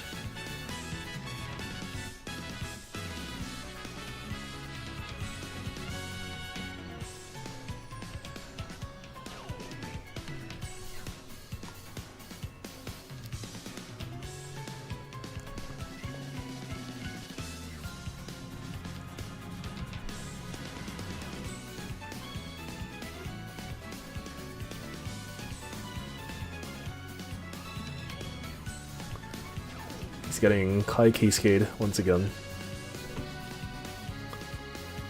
Oh, I don't think I'd burst there either. So like the problem is, whenever you burst, you have to look at your. You have to look at two things. You have to look at your health and your tension, and when either of those things are heavily unbalanced towards the opponent, it's like, nah.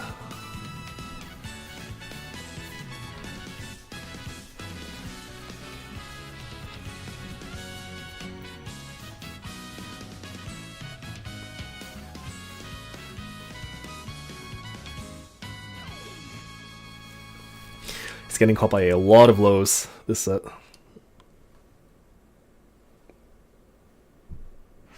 Oh. I don't think I burst on 6k usually. So like, it's not because he can OS there or anything. It's just more like it's a common burst spot, so people tend to like gamble for a burst catch there. And that was the end of his tournament sets. I'm gonna watch the Viking set one more time.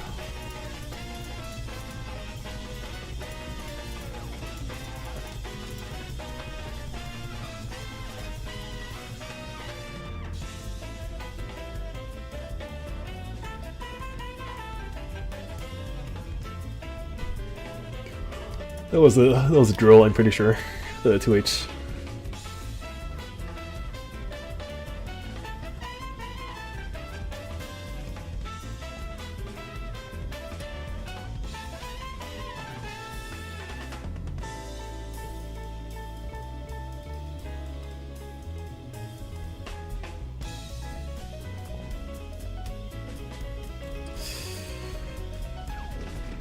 I wonder what the JH was, honestly, because I don't know that he would like have time to react to the jump from Viken.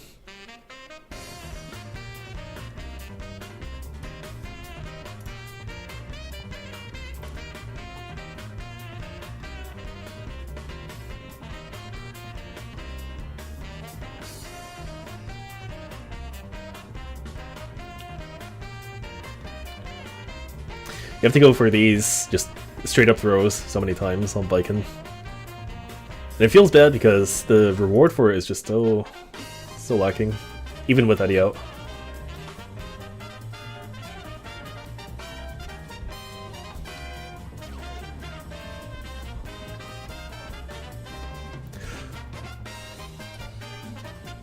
I think he just kind of got ran over by Viken offense in most of these games, if I recall correctly.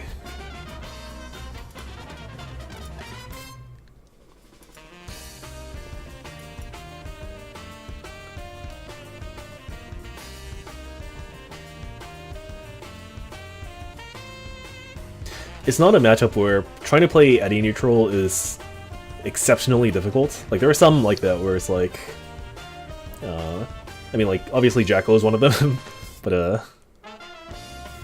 don't think Baiken is quite like that. The issue is like once you get the knockdown, your value is so much lower than it should be.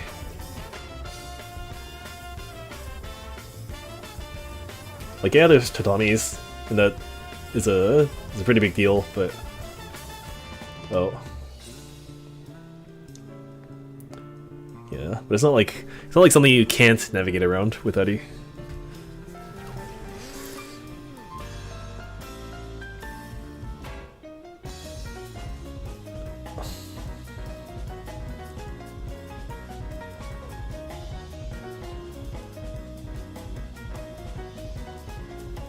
Oh. That's so unfortunate. He wanted to firstly do summon. He got a 6H instead. And then he did a puddle summon, which he wanted to do initially. But then by the time he got out of 6H recovery, it was too late. Yeah.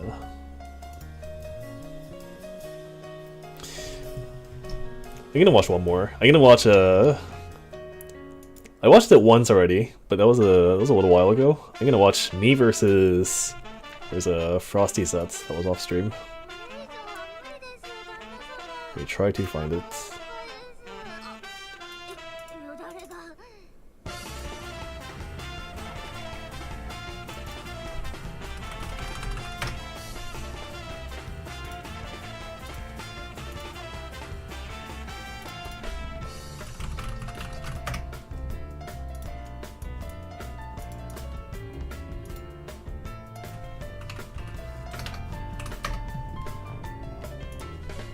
Yeah, take off. Okay, here we go.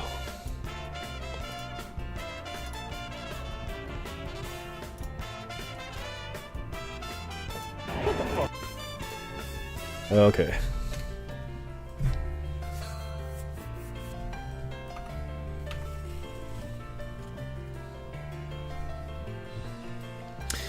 I think there were more mistakes made on my part here that were like super unfortunate that could have changed the results, which will be very evident soon. This offense, by the way, like whenever Alpha is at this range of being just fully edge to edge, wall to wall, I can't think of much reason not to pull out Sniper. Like it's so good versus auto.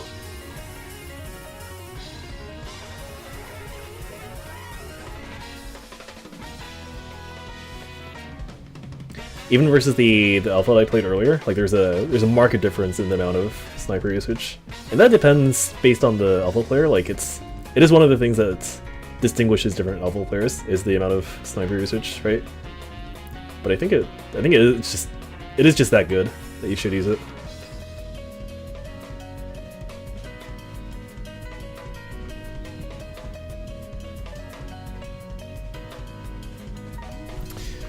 Hold on.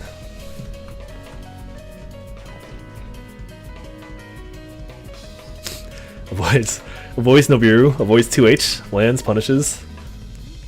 Yeah, that's a bad burst. But the problem is, I don't think there's a better burst spot there anyways, because Alpha does meter for super.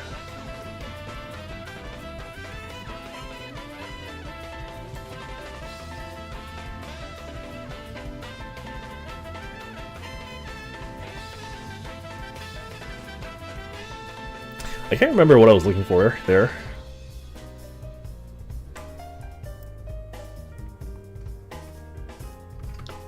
Maybe I felt like run up Force Slash?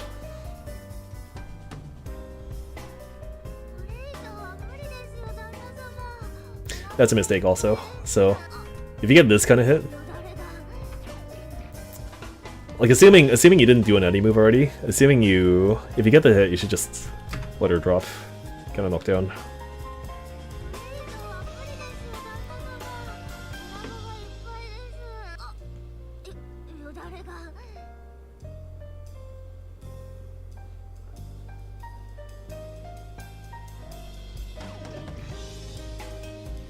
This works here, the Shadow Gallery, but Elfelt in shotgun stance is not an opponent you want to be using this too much on, and like it is sometimes something you have to do, but it can feel so bad on Elfelt sometimes. Like the S follow up sometimes just hits you out of startup. H shotgun, I think when you charge it, you can kind of like deal with the rising part using it.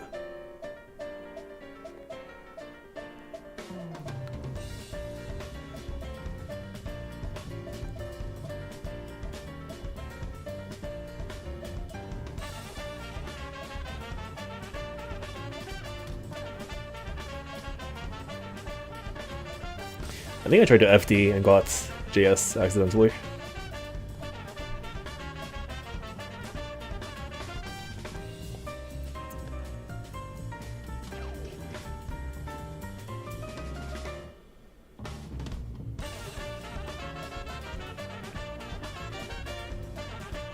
I played a little bit more versus Hotaji after the set, just as casuals, and I think the realization I came to in the end was you kind of have to treat this matchup like the Axel matchup, where you have to very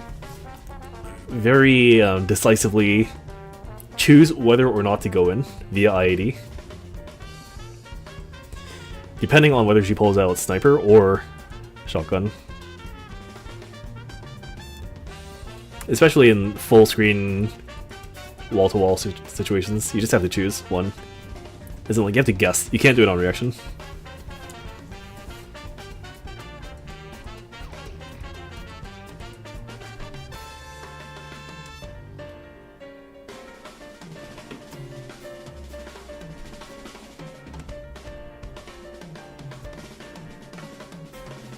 See, if counter at Obiru could lead to a grounded confirm into grounded knockdown, that would be nice. Without meter.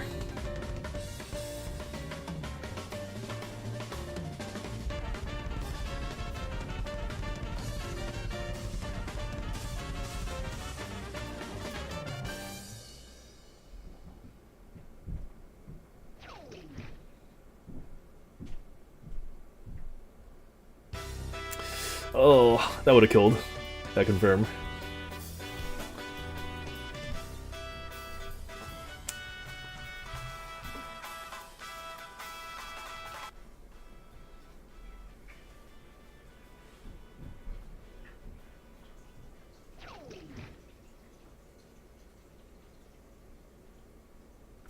How did I kill?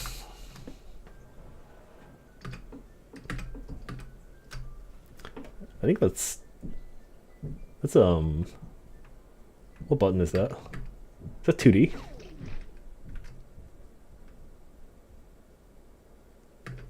I think it's 2K, right?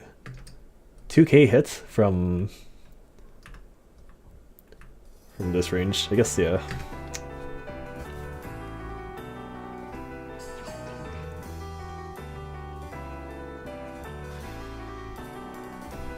That's another thing too, like, this hit off the Pineberry after bursts, it's impossible for me to tell whether this will be blocked or hit. So if it does get blocked, it's in my best interest to continue using my Gatlings by using the 2S. But if it doesn't get blocked, the 2S just ruins the confirm, and it makes me not get the grounded knockdown.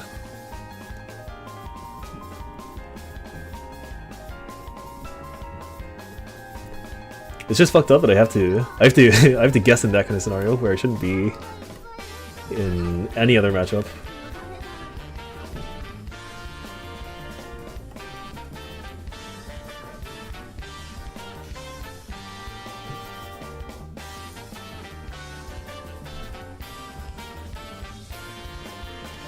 Too close.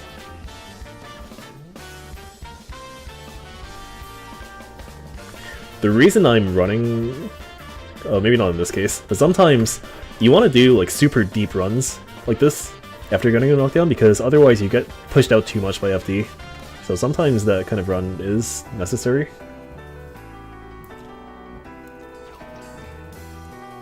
But I think even if I were going for that, it's still too close.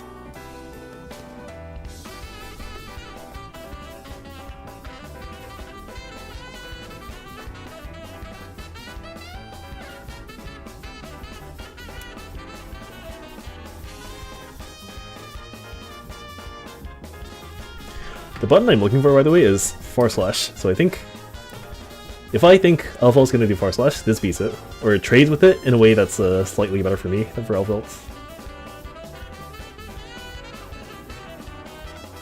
Actually, trade or beats. I forget which one, but it's a positive outcome for me either way.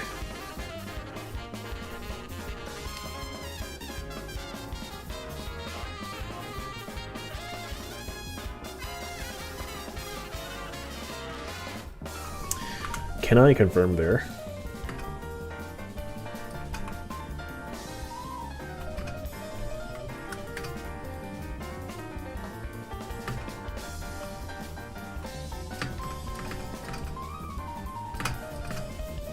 Yeah, I think 2D works. It's just so hard to tell sometimes. But if you do JS, land 2D, it should work.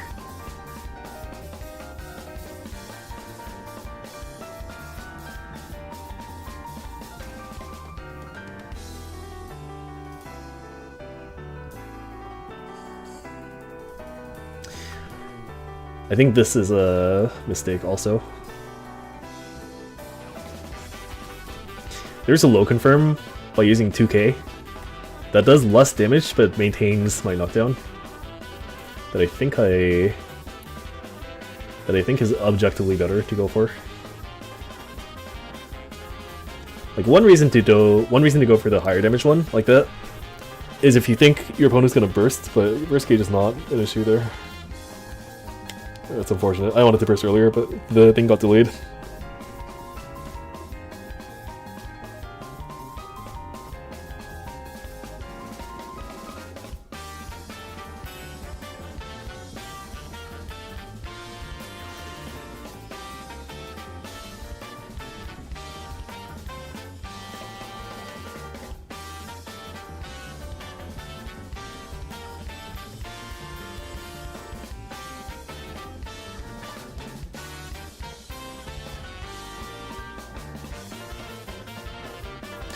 There is a better punish there on the counter in Obiru, but it's so hard to set up if you're that far away. Like to the extent where sometimes it's just not possible. And I think that was one of those. Ideally you just run up and do Shadow Gallery right away, but you just don't have enough time sometimes. That's fucked up. Why did they give it throw invul? Daisuke.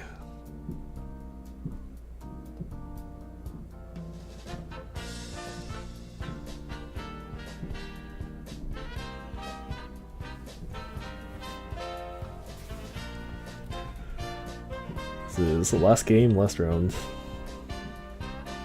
I think that was an IB that went wrong, the Pineberry explosion.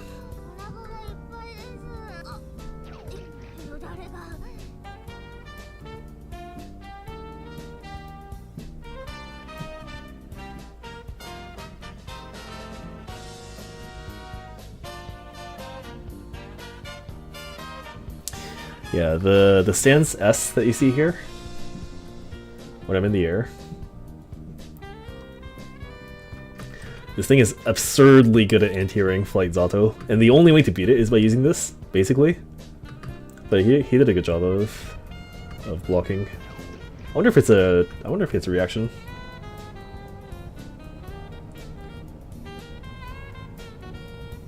You probably can react to it. I wonder?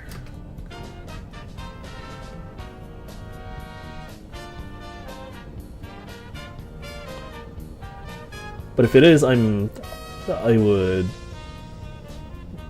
would guess it's one of those where you have to look for it, like super hard to do it. Yeah, I think.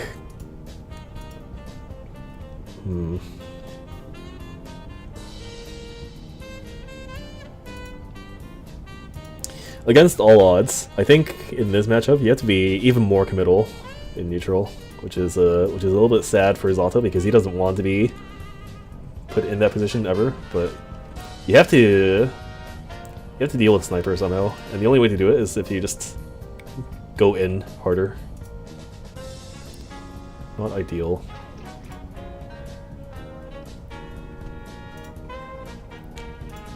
Okay, I'm gonna be right back and then get some more games.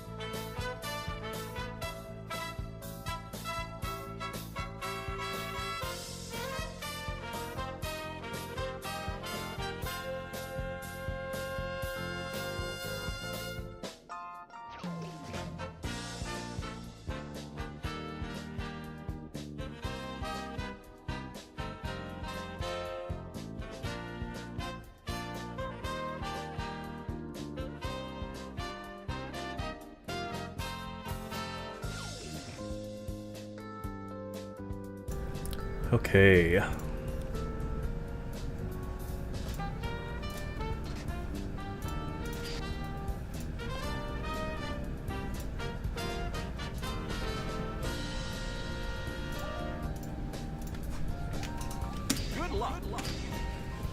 Oh, more Eno.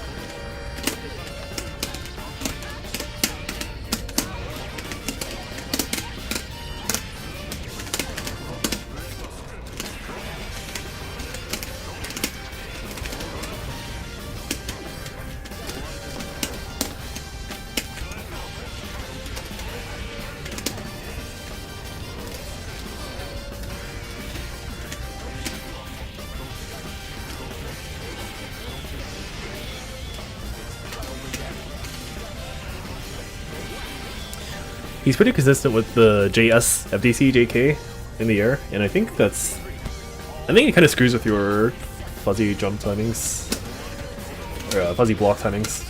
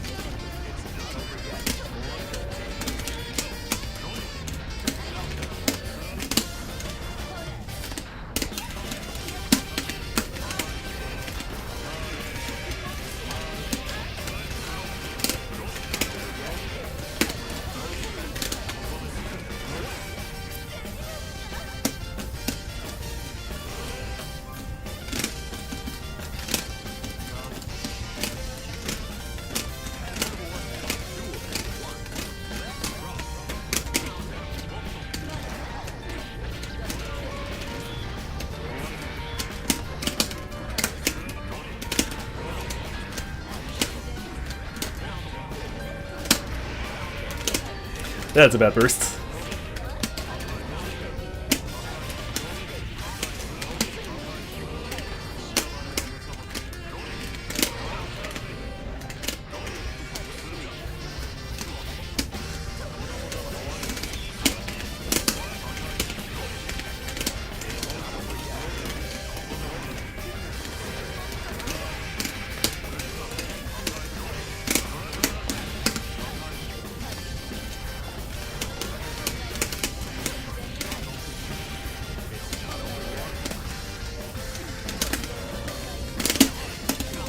What? That was insane.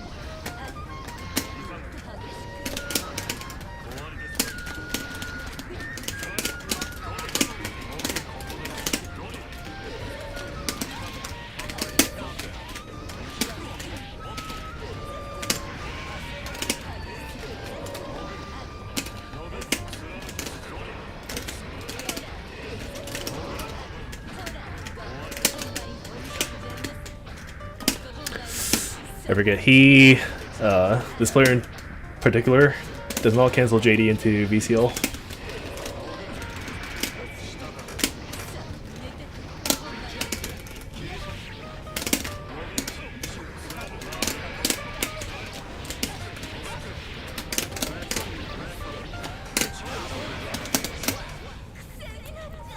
You ever think about Zato turning into a fly during his air throw? I always thought it was weird.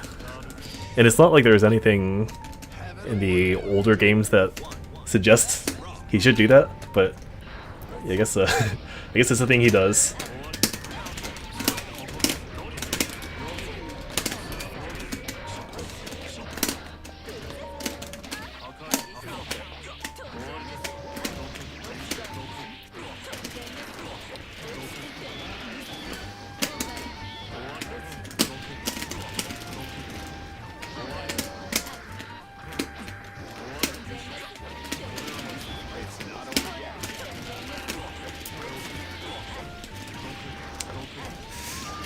I think I could have strongly made the argument that I should have bursted there.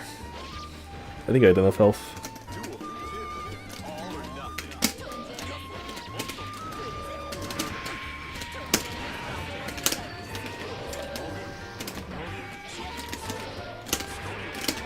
Oh, it's not what I want.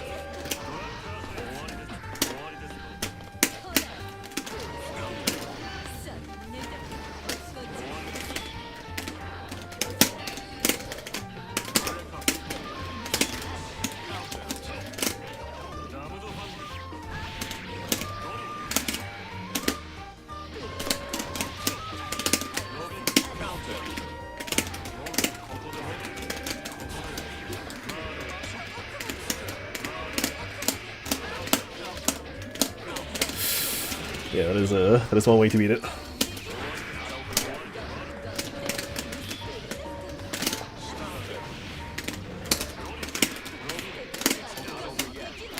Oh, nice! Okay. I actually tried to release Nobiru there before Super, and then it got cancelled by the Super Flash. It kind of saved me there.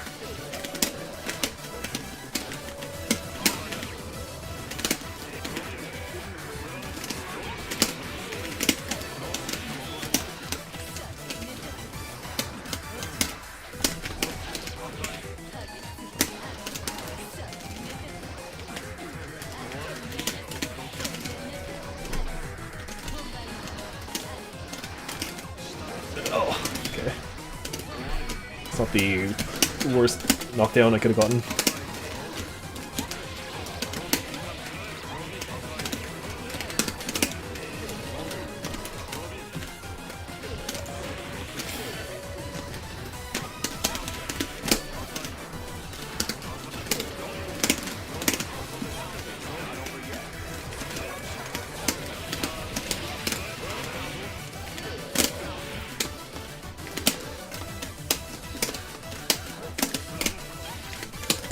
Okay. Sometimes you pretend you're playing Milia, you run up 2H, and also pretend you're 2H to 6P, and it works.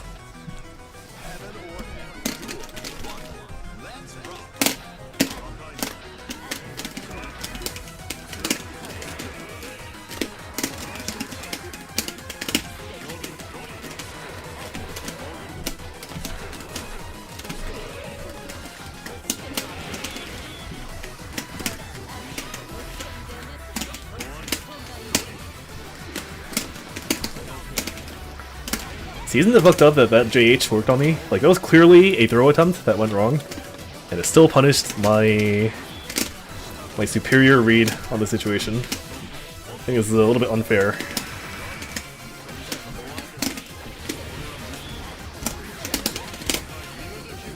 This might not work. Okay, cool.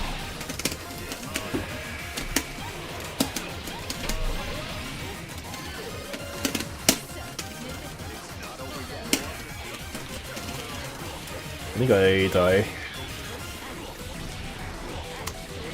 He should have supered.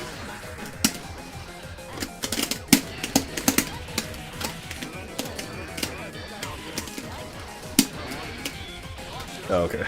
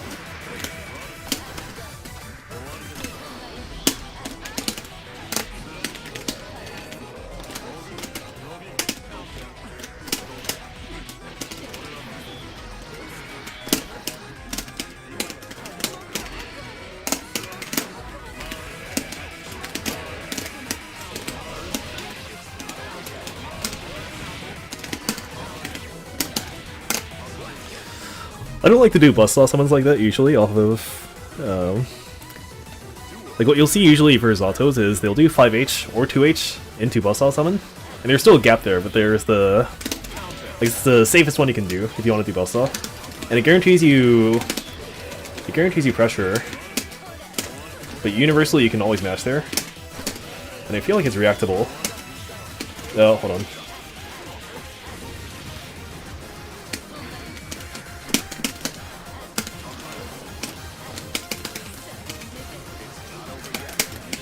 Oh, I'm dead. What is Shadow Growler where I see torpedoes auto forward sometimes? If you get it at the exact timing when you are like on the ground, that'll happen. And it's really hard because the timing at which that occurs is well, first of all, it's a one frame thing. And then second of all, that timing, that one frame timing, changes based on your height as of using Shadow Gallery. Because there's a travel time involved in moving downwards. So it's really hard to get consistently, but if you want to get it, and you do get it, It is pretty good.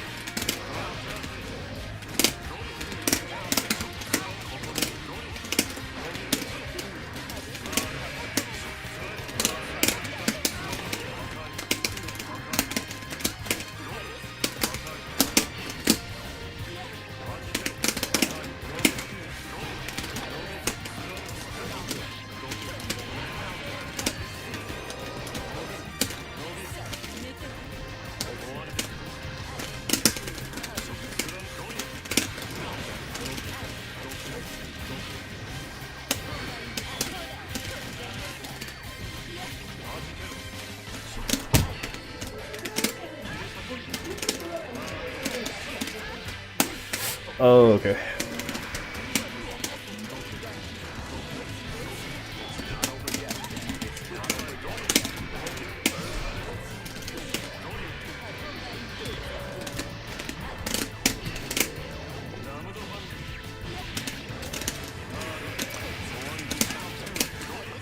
Surprised you got a gold bursts.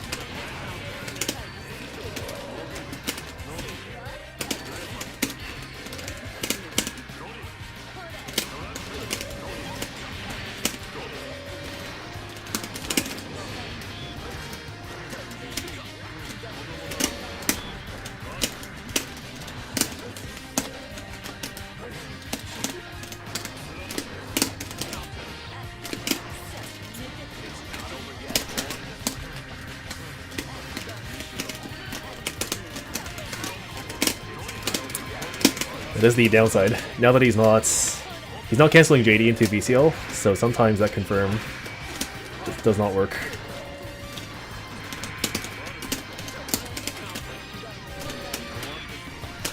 Ah, damn.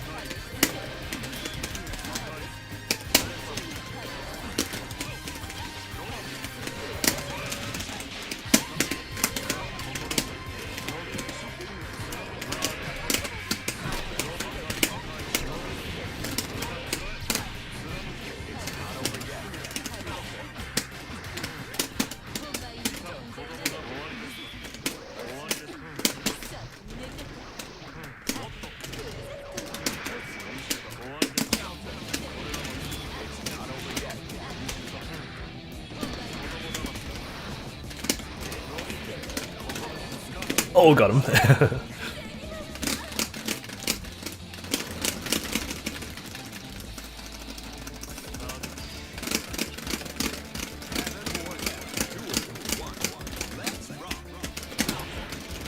That'd be 2H, by the way.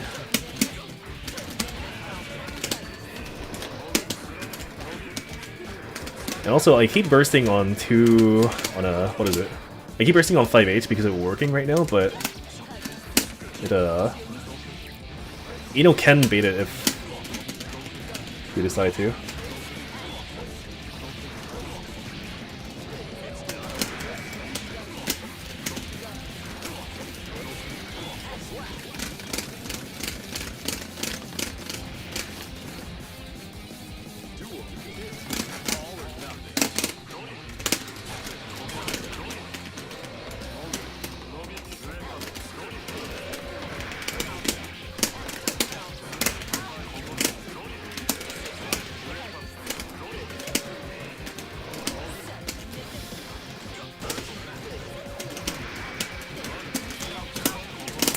Can't do that.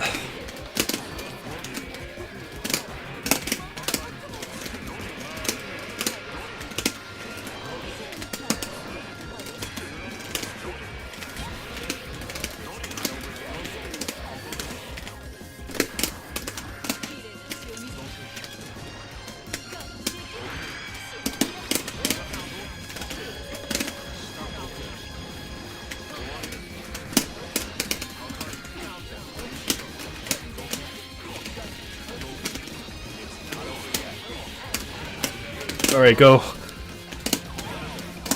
Oh no! Okay, nice. Get a note there.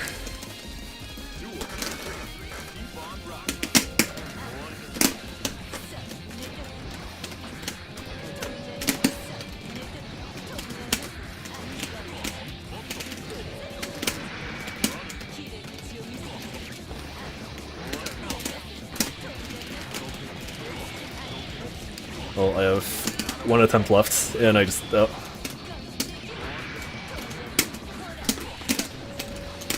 Yeah, okay, well... I should have died like 2 combos ago anyways. It's okay.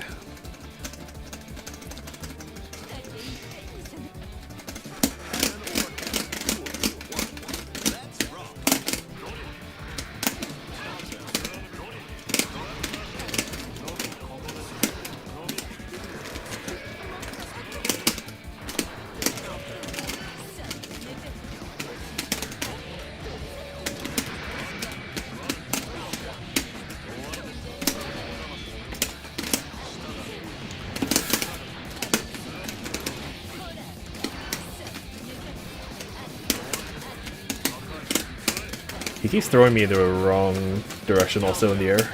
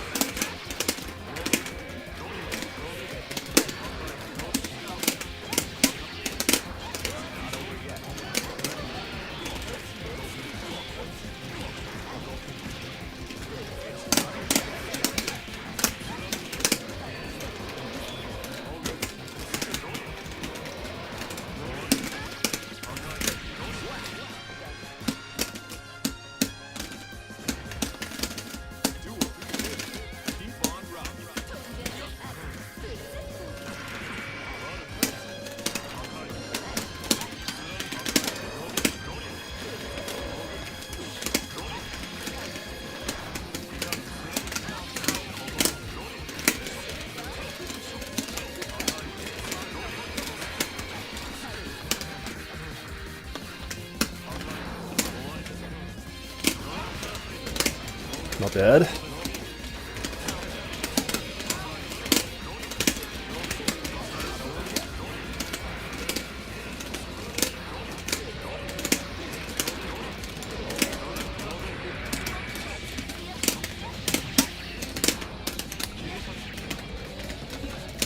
Oh, so close.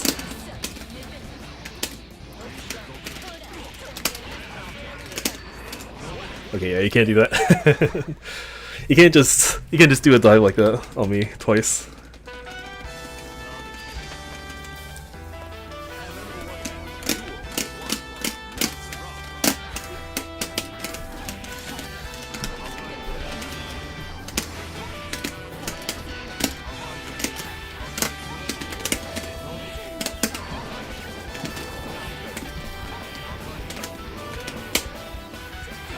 Oh shit.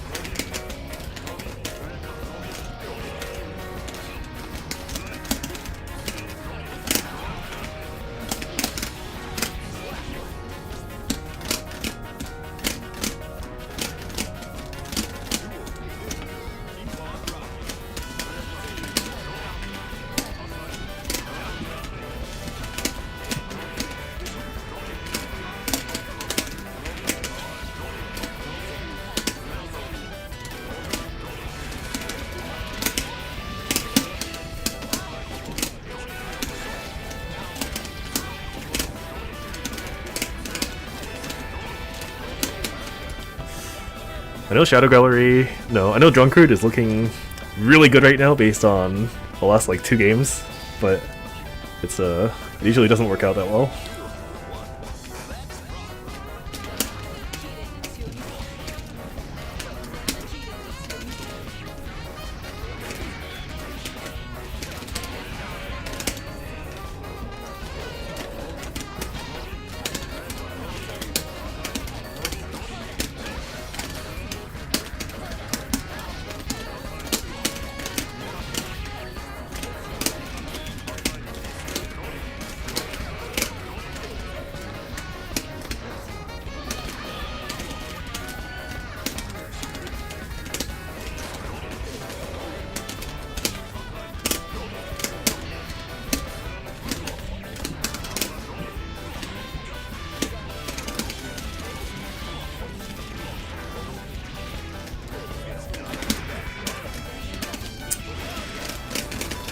What song is this?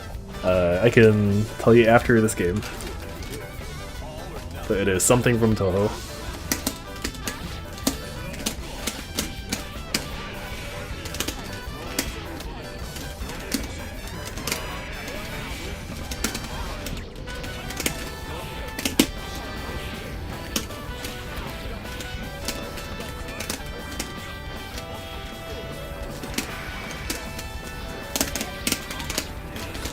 I think you wanted to YRC.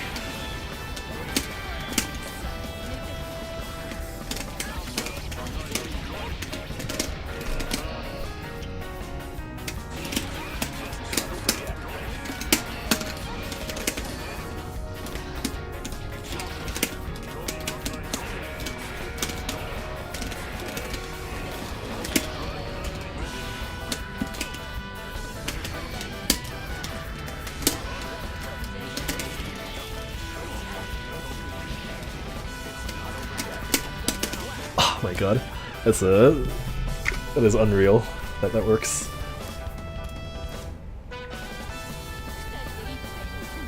It is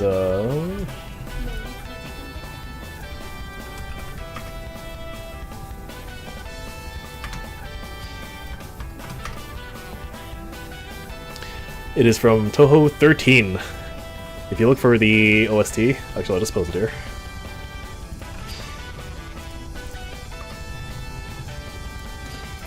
Put that in YouTube and it'll look for it.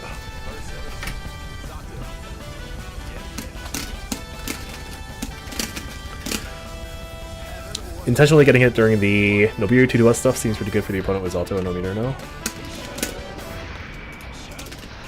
So the intent behind doing that is so I can catch counter hits. That's the only reason.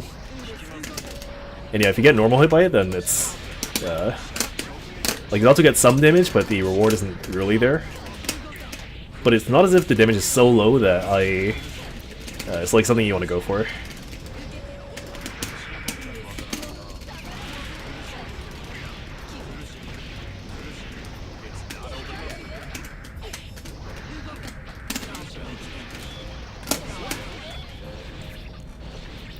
Seems pretty hard to convert off a non-counter hit. It's not that good.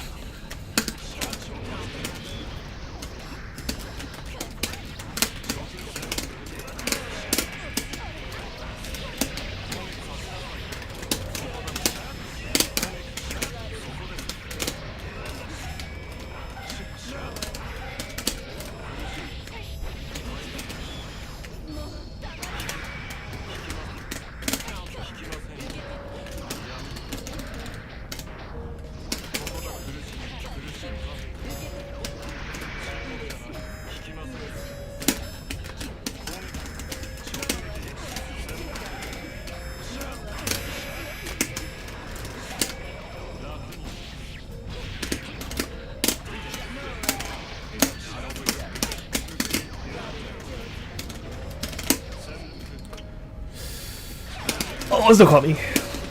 It caught me on the way up. I had to hold for like a little bit longer.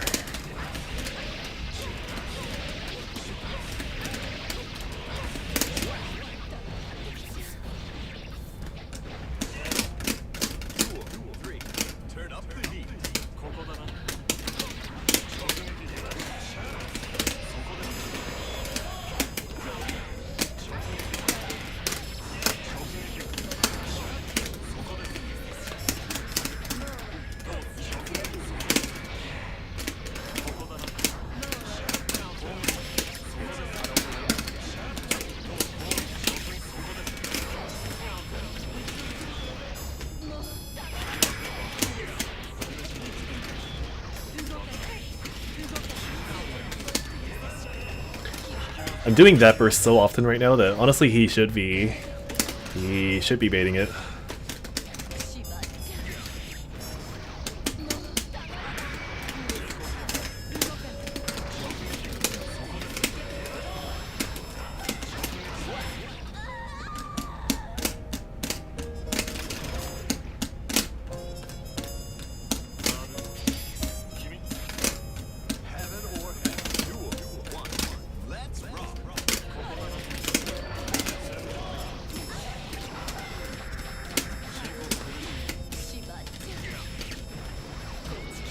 What was that?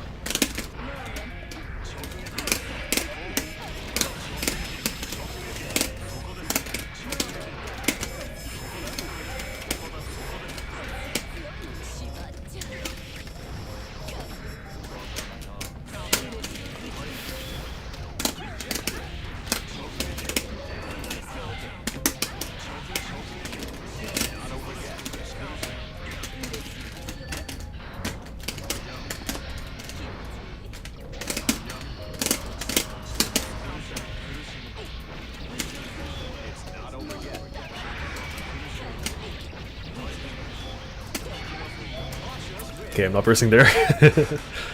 You know, there's so many ways to deal with that burst.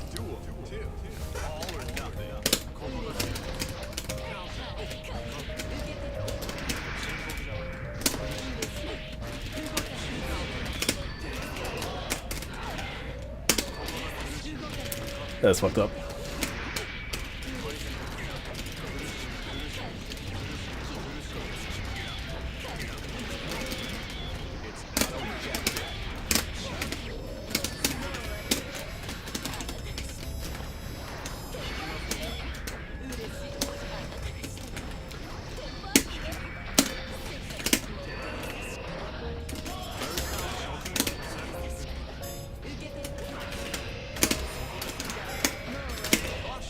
Damn. Mashing 2K. Mashing on my 2K.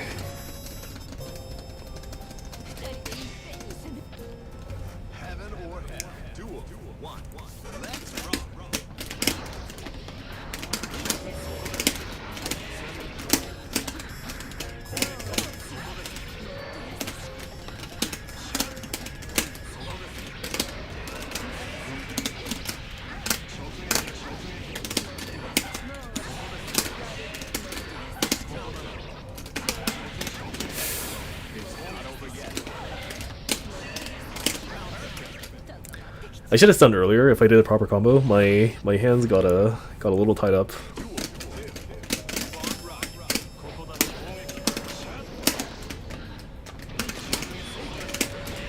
Oh, okay.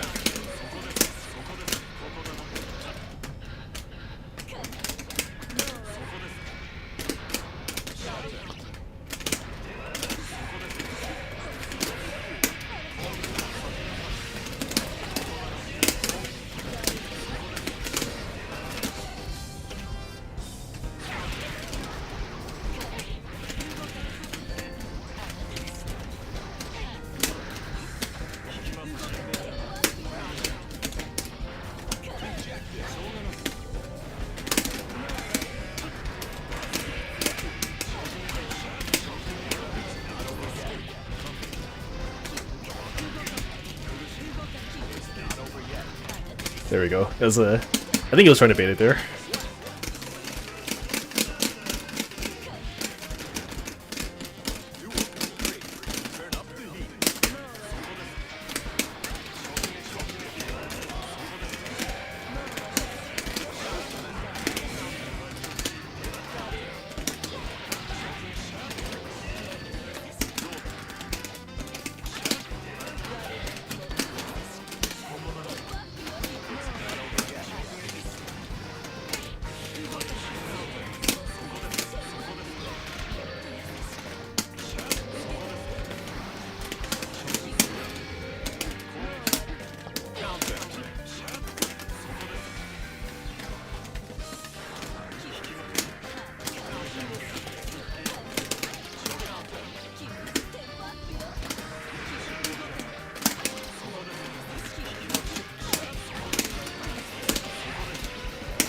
Alright.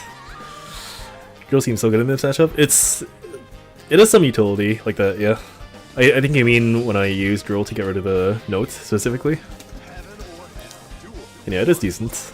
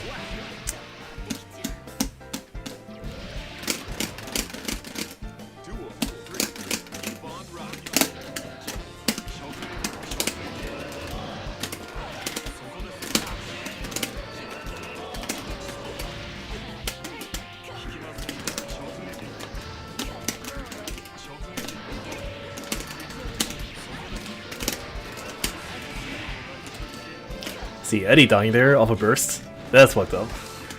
Why is it designed like that?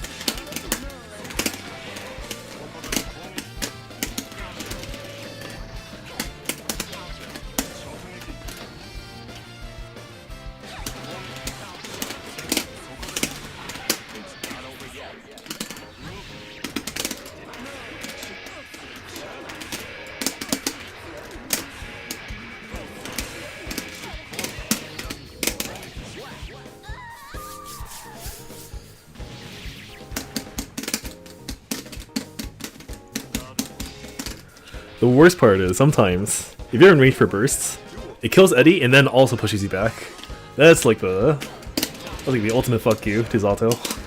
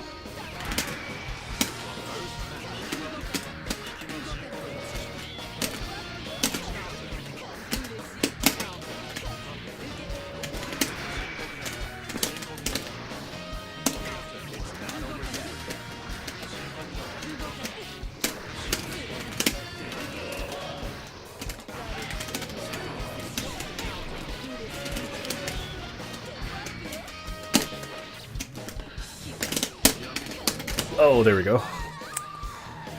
You committed to the air throw.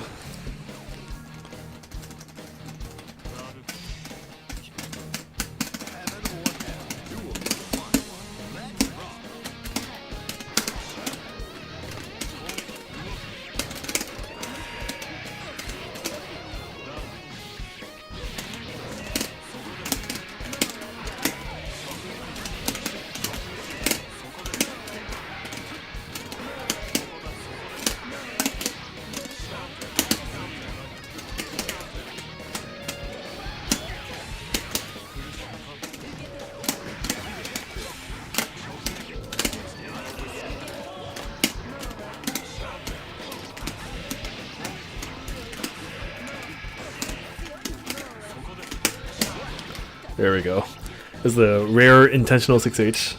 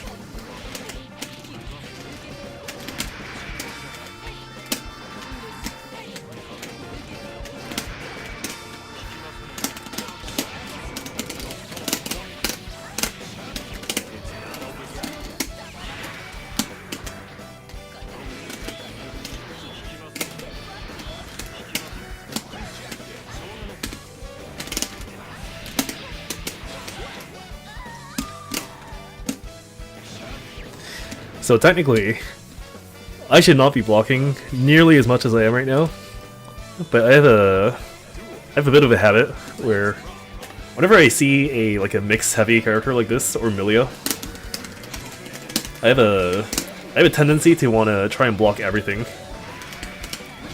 which is usually not the correct decision when it comes to defending in this game.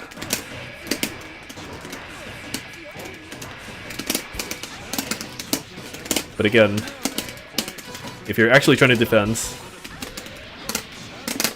versus Ino, you should not be blocking everything like I am right now.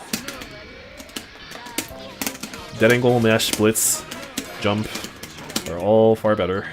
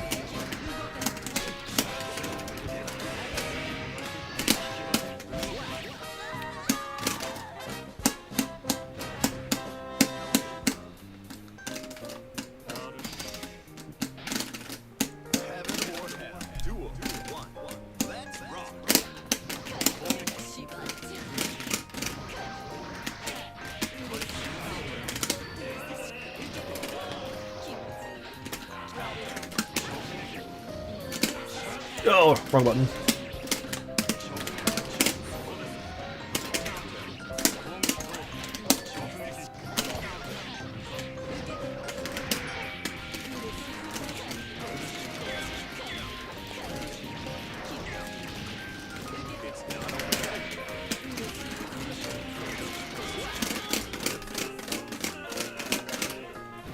See, like, I feel like I can block more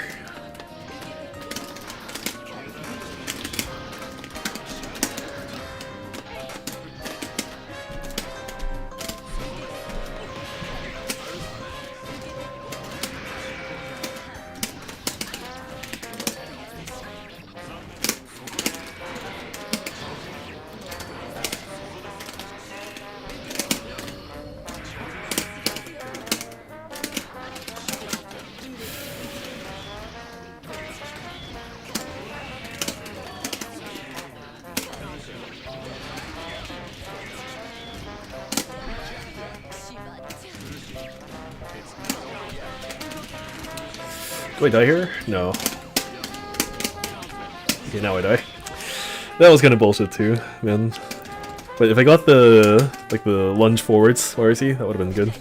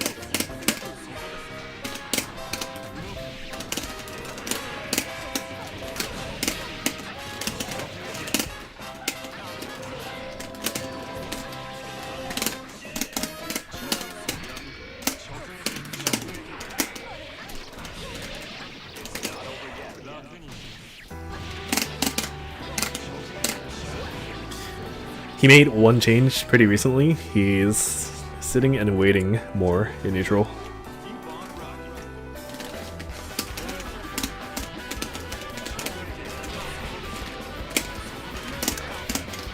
And if he's sitting and waiting more in neutral, that means it's time for me to Unga Bunga in.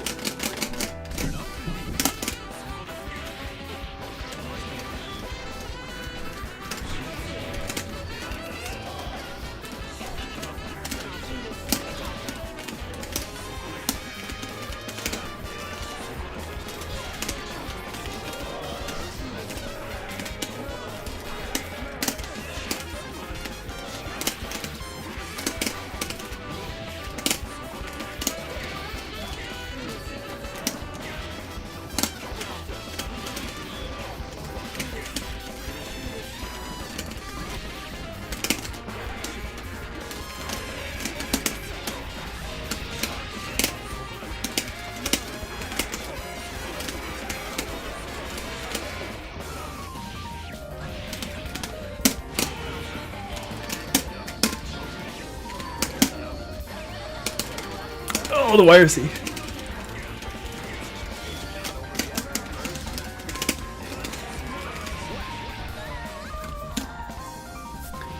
I think if he didn't YRC at the end there, my 2H would have worked.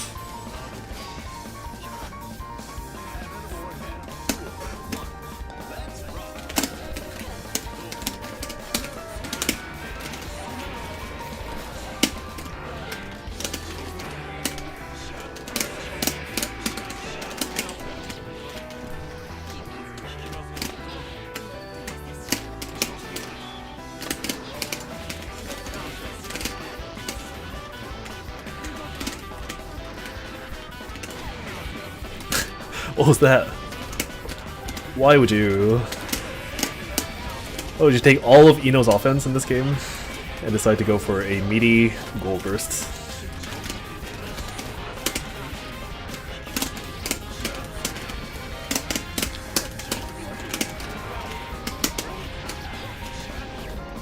Although to be fair, I'm pretty sure it was a FTC mistake.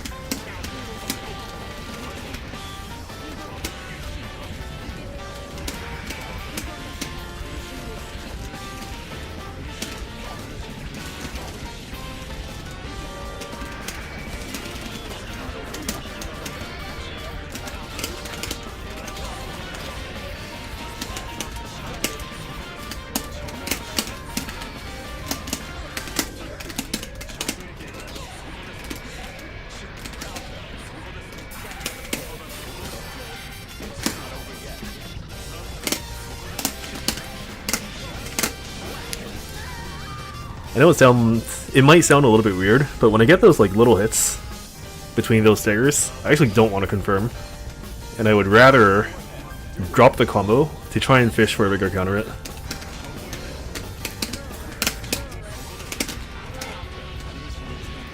Because at that kind of HP, the one counter hit just ends the game.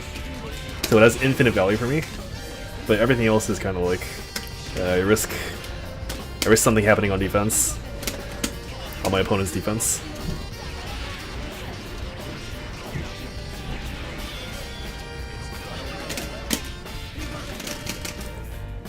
Snap play, people just do that? Yeah.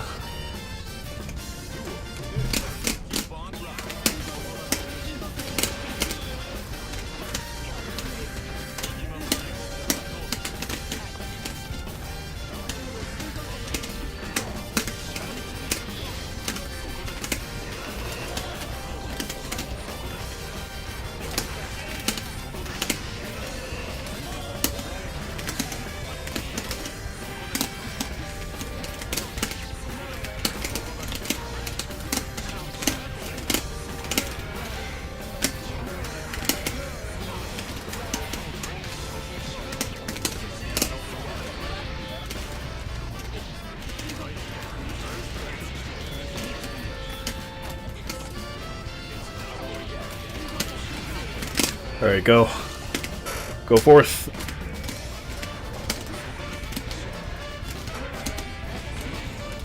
Alright, you got a burst, not bad. Oh, okay. Well. Who would you say is the actual hardest character in Xrd at a high level?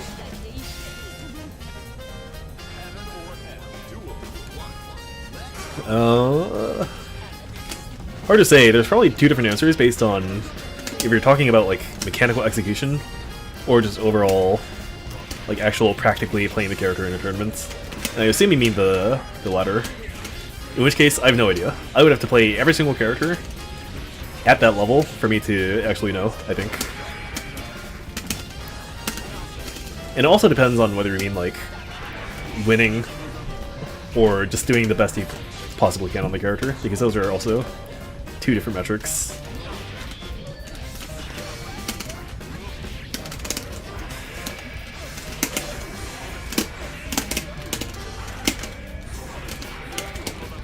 But hey, I think Zato is Zato is pretty hard to win with, I can tell you that.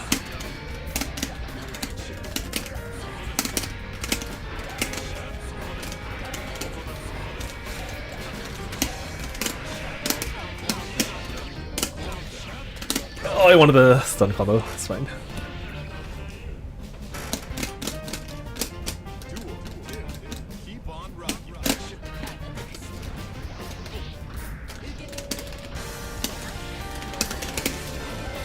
What's up? Hello, Grand Giorno.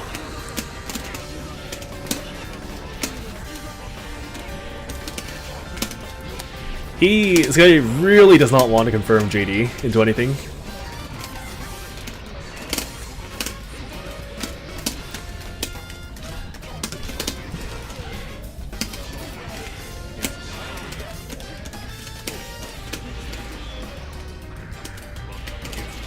There we go. Delayed BCL.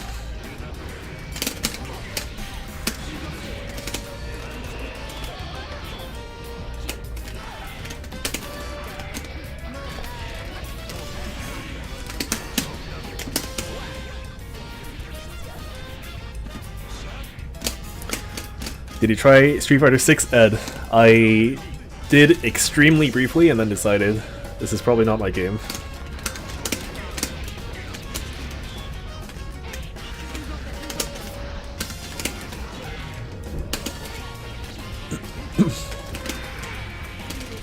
I mean, I don't know definitively, but I feel like my odds of playing 6 are, if anything, lower than me playing Strive at the moment. Hold on.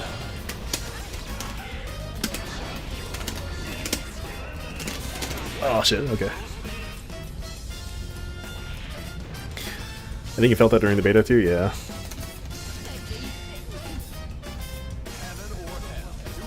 So for just like mechanical difficulty,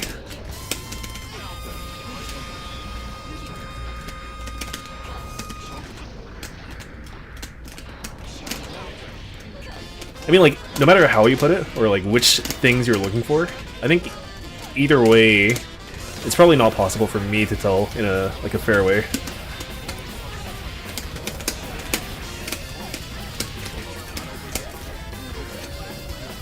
But I would assume, like, maybe in terms of mechanical difficulty, it'll be like Pot, Ino.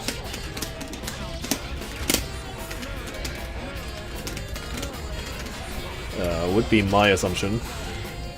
And then, like, overall difficulty of winning tournaments, just as a whole, is like...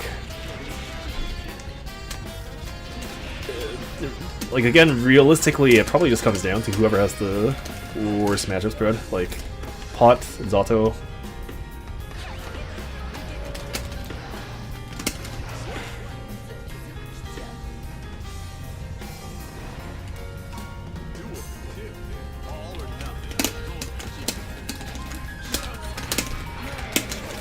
Speaking of Strive, by the way, I am very regretful to inform you that I'm now technically an Asuka player.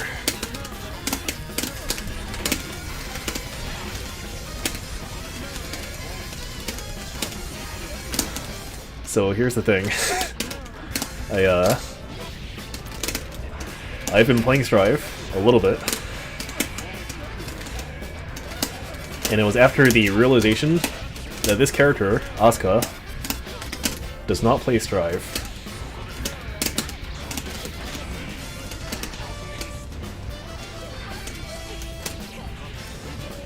And there are still some limitations that he's under due to being in Strive.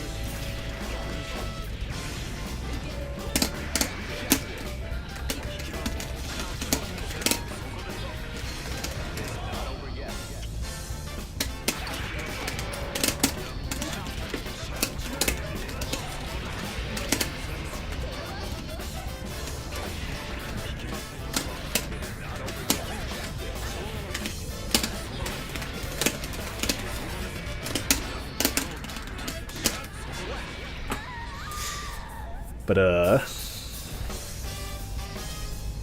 what game does he play? He plays Soku. He plays Patchouli from Soku in Guilty Gear Strive.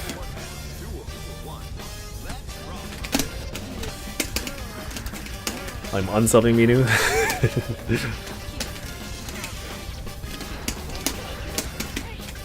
So here's the deal with Strive, okay? I don't think I'm ever gonna play a legacy character in that game. I don't think it's possible. I already get like pissed off enough seeing legacy characters as my opponents. I don't think I can handle playing like anyone that has ever existed in the older games. Okay, so my chances of finding a character that I actually liked from the pool of new characters was pretty low. But I think Asuka is a character that has enough depth, even in a game like Strive, that I just might be able to enjoy the game. Or like even if I don't enjoy the game, I can play it like I used to play Melty TL, in the same sense that I used to play it out of spite.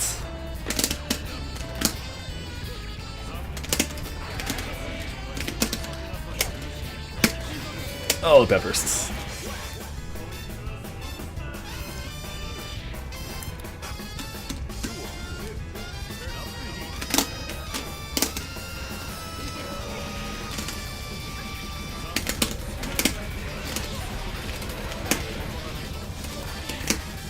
Yeah, seeing Slayer with no BDC was pretty sad, but it was a little bit interesting because he like does have some of the basic links that he has in older games, like post slash far slash. As depressing as it is to have to say that, like he still has that link. He can do like SSSS 2K2D, I think.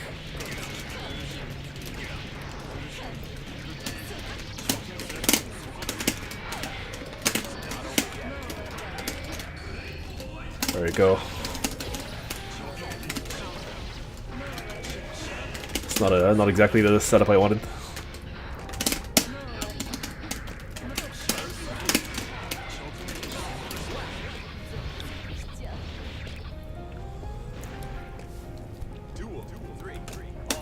Asuka just plays Strive, but he's got to solve first grade math in 5 seconds.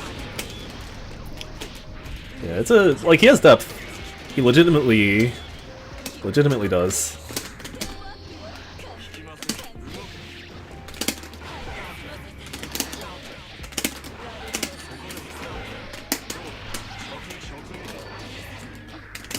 But my issue with that game, and with every game that I don't play, isn't like necessarily the depth that it has. It's more so just like the game feel.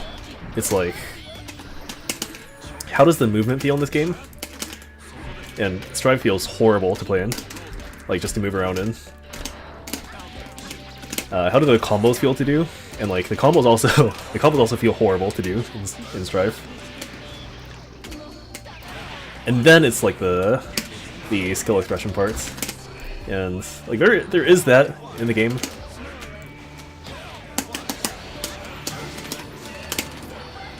Okay. What's your top 3 modern fighting game you would potentially pick up? Number 1, Under Knights. CF is probably not a modern game, right? I guess Strive I'm already playing.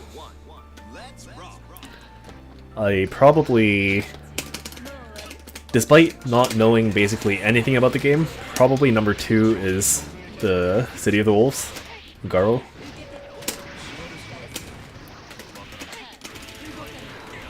And beyond that, I have no idea.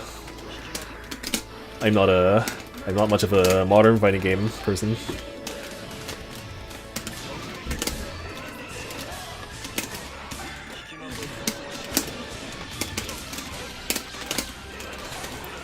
Is Melee a modern fighting game?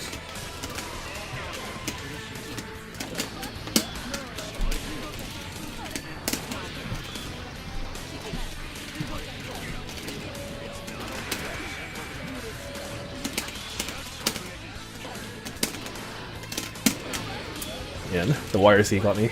If I don't YRC there, I don't get it. Is this Marlon playing? No, it is not. You probably think that because he's doing like a lot of the what is it, / FTC into or not / jump slash into JK.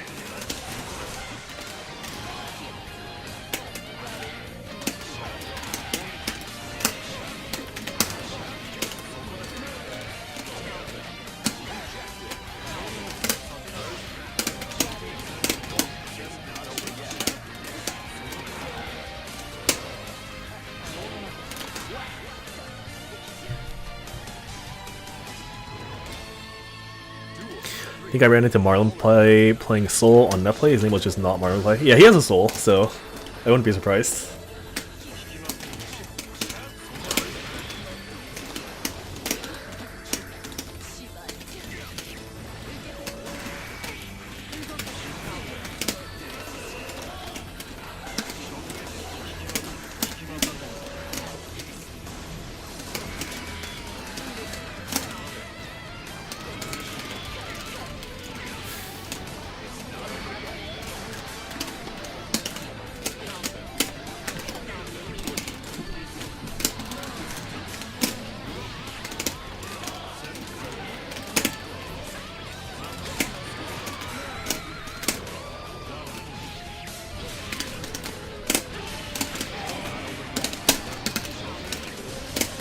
Let me kill him.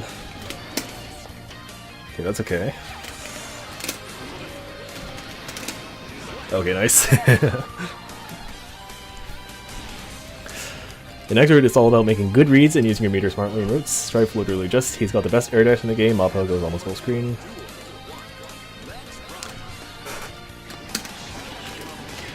Yeah, I mean, any of the things you don't like about Strife, I probably agree with. And, I don't know if I would, like... If I pinged someone for games, and 2 people responded, one for Strife and one for Xrd, I don't think I would ever play Strife over Xrd. But, like, the main reason why I'm playing to begin with is because when you go to your local scene, and that's literally your only option, I think it kind of changes your perspective a little bit.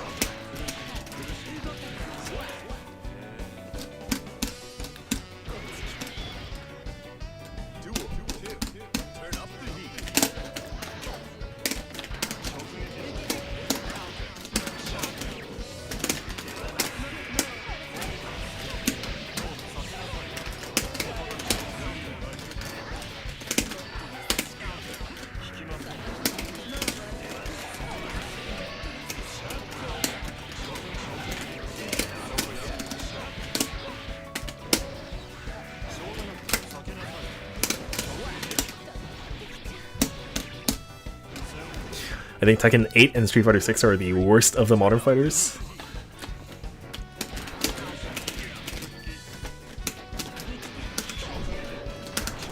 Would you consider Street Fighter 5 a modern fighter? Because if you do, that is quite the claim.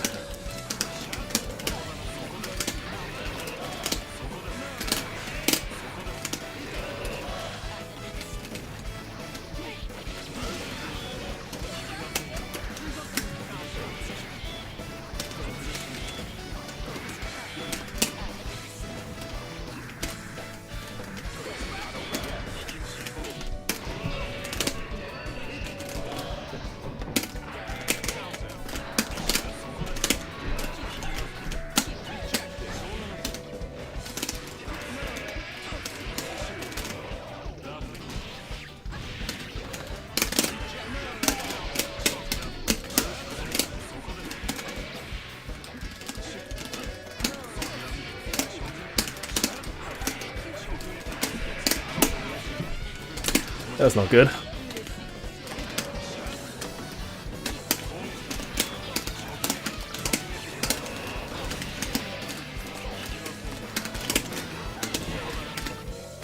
Alright, it's fine. Speaking of Marlon, can you imagine that Sonic Fox used to play Xrd, you know? I mean, I think a lot of people tried the game out during Xrd when it was like the main game, right? Especially during Sign.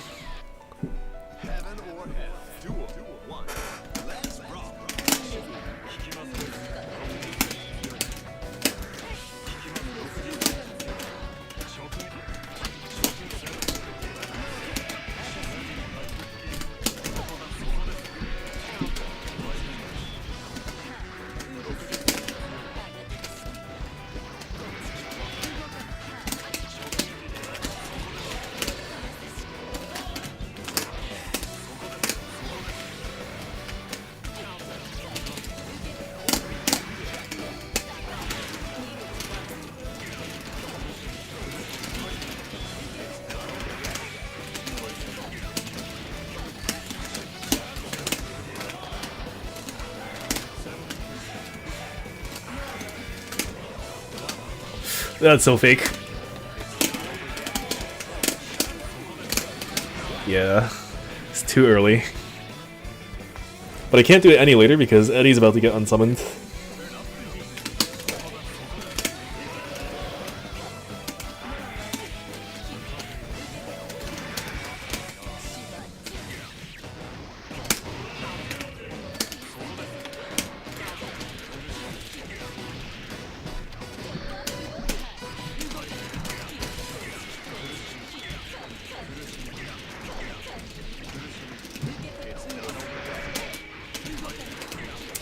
Should die here. Yeah. I'm happy Fightcade exists for Third Strike. Yeah, it's the only other game I play nowadays. So this game, Third Strike, and I guess Drive. You know.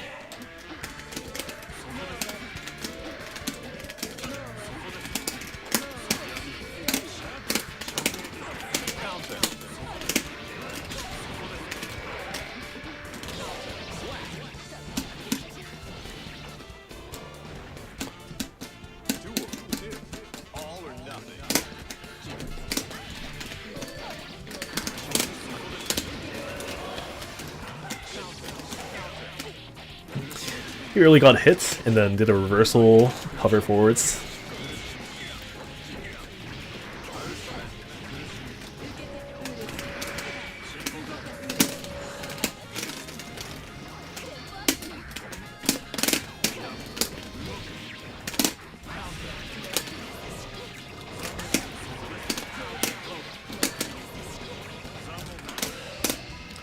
I think that's okay. Oh, okay.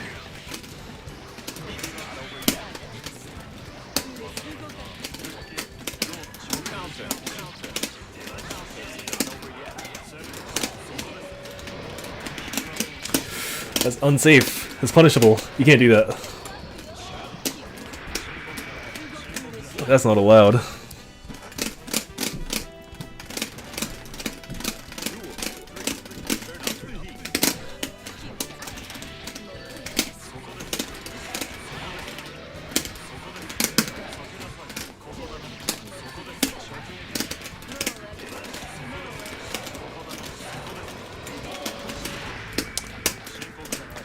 I think the explosion from the note still killed Eddie, despite the note being mine.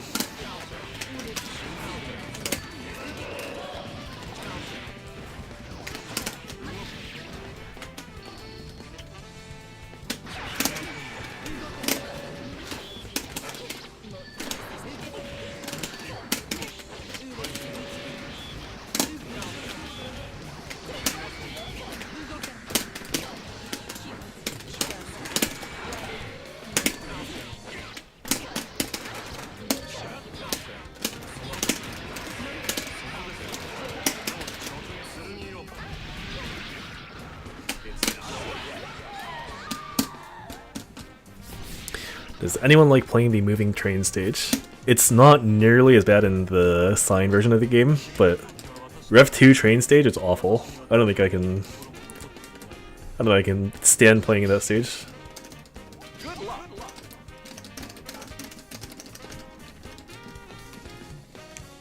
Is that last one? And I tried to ask one of the main guys that mod the game if it's possible to mod Sign stages onto Rev 2, but apparently it's very difficult or just not possible for some reason. Yeah. Okay.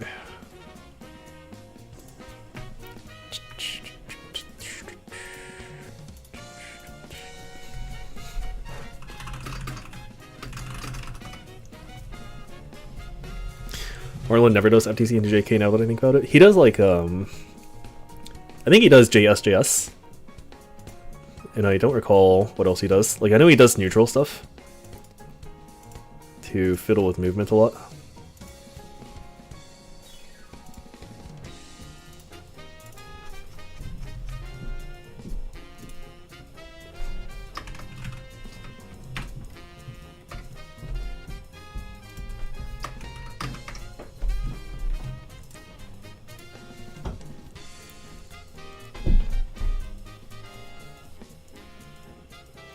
I think I remember being told it has something to do with the lighting changes going from Sign to Rev. Yeah.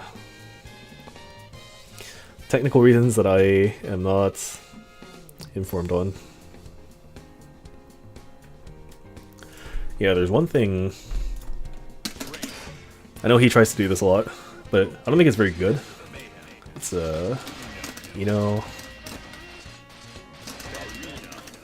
Ino against a crouching Batman, and only against a crouching Batman. I tried to do this for an hour or so, and then I gave up, because it is legitimately quite hard. It's like a...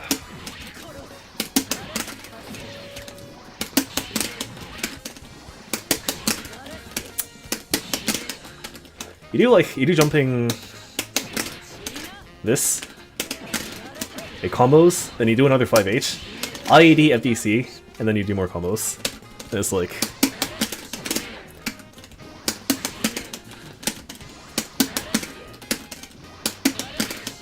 yeah, I need to be an Ino player to do this.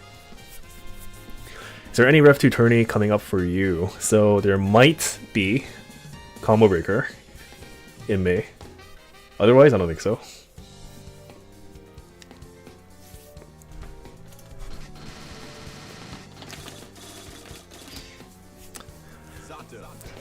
That one is super cool to pull off, yeah. And when people say, like, Zato is hard, sometimes they imagine Zato is hard because of those kind of things, like execution. But he doesn't really have, like, that kind of tight execution requirement for anything, really. There's one thing I found that works on Pot and Coom only. Let me try to get it now.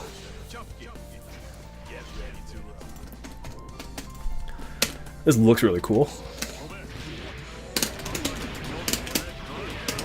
So you probably see me do this before.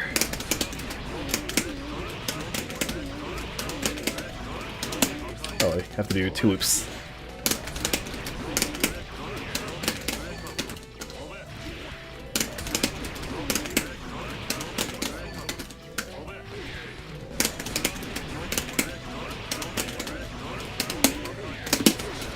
And then you do this and lead into unblockable. It's really hard.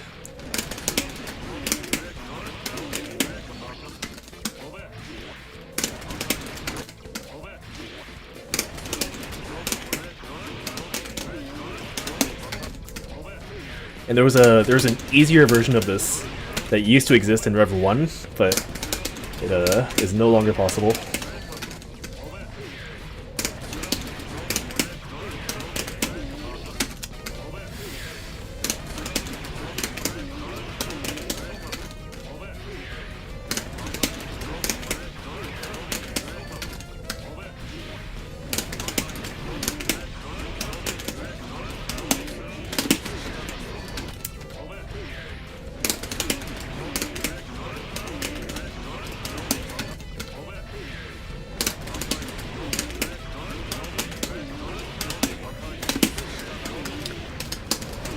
There we go. So just pretend there was a the big draw at the end there, and then a lead into an unblockable. You can do it. We try to get it.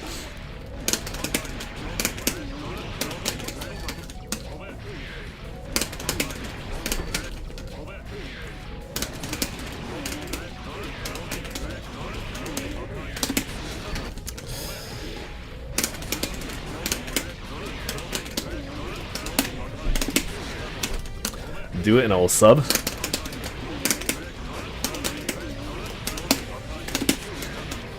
You might be here for like an hour.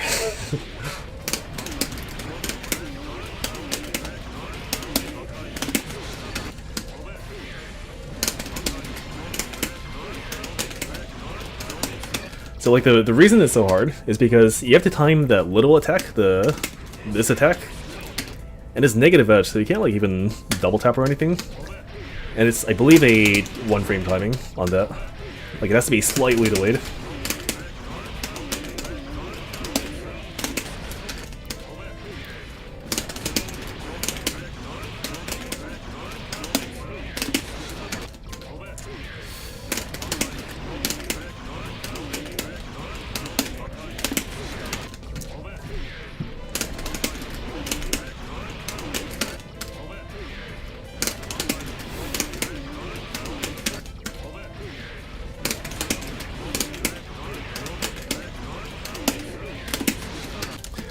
By the way, you might notice that there are numbers on my training mode that indicate my frames.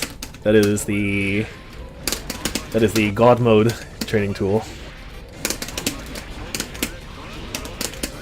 And in fact, it has a frame bar and even more things that you can unlock.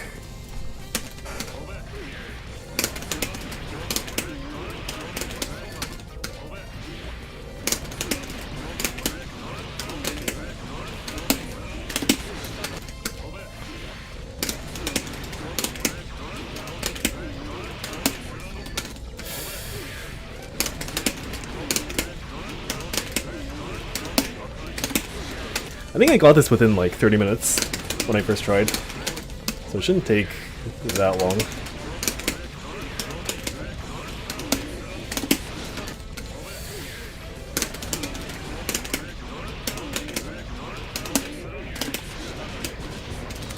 Okay, so you have to do this little attack delayed, and then you have to do this attack also delayed, and they're both like super tight timings.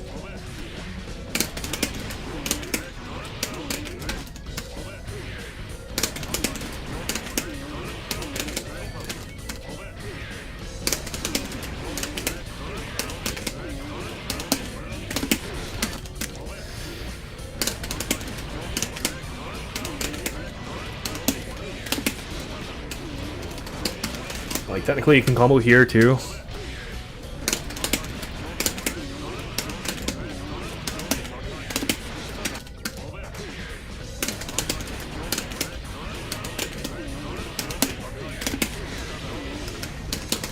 Oh, I got it. There we go. And you can tell it's a true unblockable because Pot woke up on this frame here. And here's the big drill. And here's my overhead. 1 frame difference. There we go. But yeah, super hard, super unrealistic. Probably never gonna happen in any real game, but it is cool. Now, it has more conditions. This combo, this side dust route, like this loop here, only works from this position on the screen. I can do it from like here at most, or like from like here as well. This probably doesn't work, but you'll have to be like around this area. From the center of the stage, the combo works. Anywhere else, it does not. Because what happens is, like, if I'm too close to the corner, the wall slump happens, and I can't do the proper combo anymore.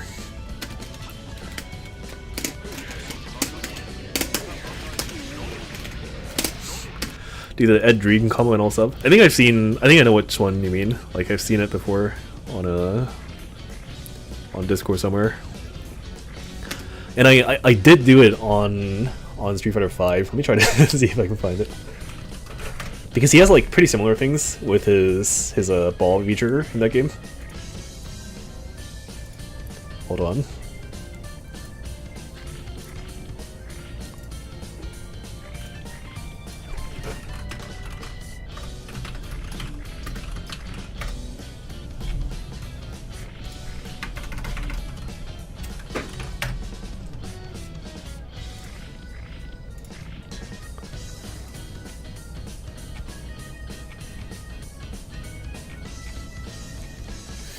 I think it's here.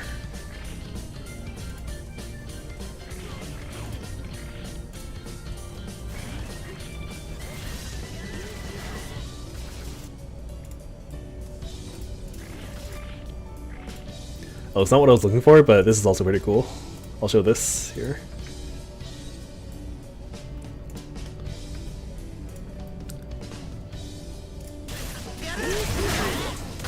DP, charge hold, DP. And this does like some absurd amount of damage on Akuma. 706 in this game. Unheard of. See that one more time. DP, I have to do this kick here out of block stun to position myself correctly. If I don't do this, it doesn't work. That kick as well in the middle there.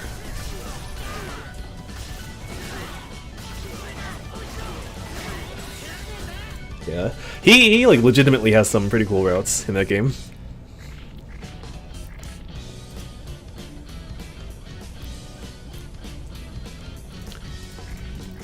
It's and I think I know for sure 6ed does too. I just don't know if I would actually play him in that game. Like he's definitely like a top 2 choice for me. It's like him or I think Aki. And Aki was the one I did play a little bit also. See, here's my character list in all the games I play. This game I play Zato obviously. I play a lot of other characters too, but just Zato's my main. I play Arakune in CF. I play Remy in Third Strike. I played Ed in 5. I played Claudio in Tekken 7. And I played Guile in ST. Oh, and I played Batista, Yuzu, and Carmine in Under Nights.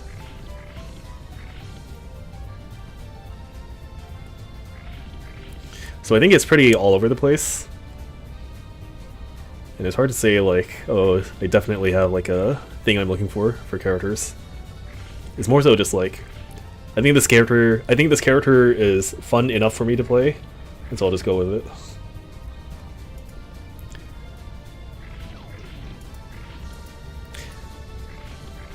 The goddamn hotkicks, yeah. And I used to write down Tekken combos using anime notation, like numpad. And it worked. It worked pretty well. It was like 9 HK for hopkick. Or 9 RK, rather.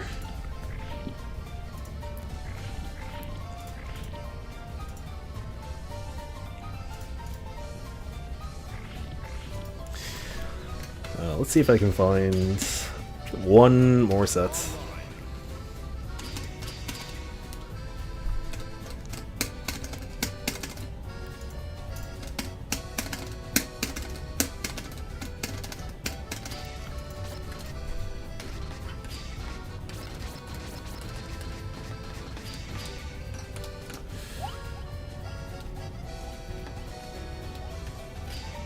Okay. I think I should not play Zato.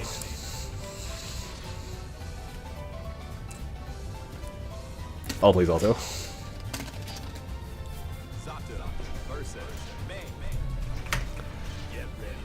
Yeah, Tekken was enjoyable, but it was not enjoyable enough for me to spend more time in it, unfortunately.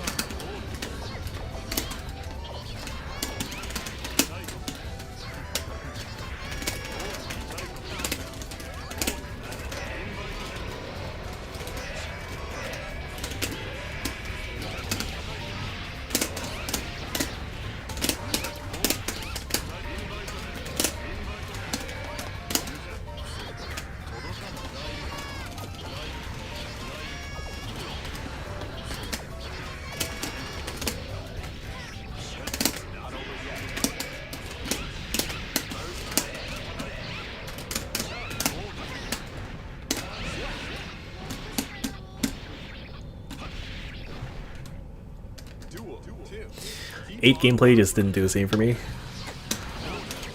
Yeah, I do hear a lot of complaints about the game, but I'm not... I don't know enough about the game to say anything. Like, I know a lot of people complain about rage arts in 7. Rage Art and Rage Drive. And I can see why people would say that.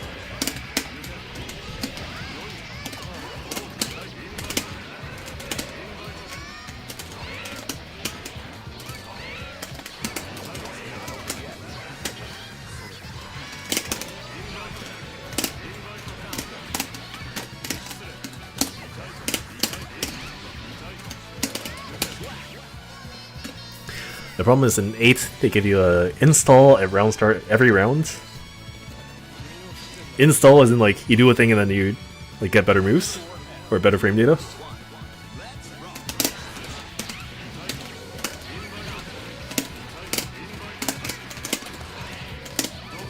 Oh, okay.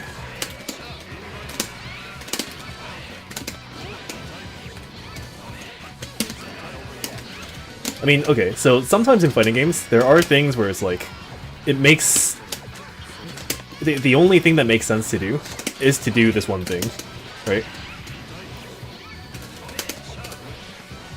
And I remember this being in Granblue too, like, it has something to do with meter and how, like, it made no sense not to do it. I forget what it was exactly, but Granblue has a similar thing going on as well. I think when that kind of thing exists in a fighting game, it's like it's not my type of thing at all.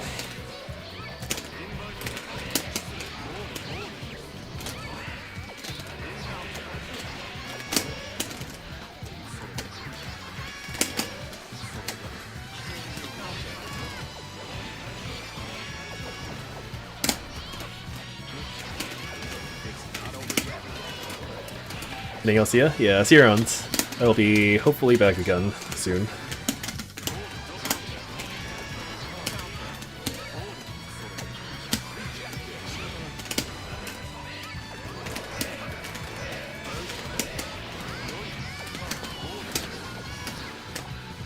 Was it Overdrive in old Granblue? It might have been, yeah.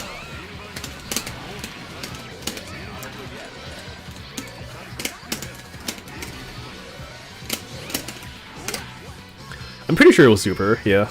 It was like, it gives, oh yeah, that's what it was. It was Super in that game because the way you get it was, you would have to fill up your gauge that fills up based on the damage that you take, right? So it was like burst, kind of. But there was no situation in that game where you would ever not get it, unless you just don't take damage and you win. And so it was like, yeah, you get this one like guaranteed thing that you can always use. And I remember that being like a little bit dumb.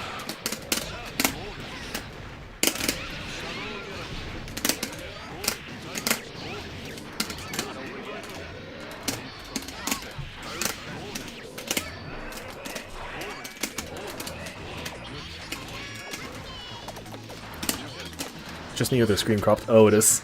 I'll fix that later.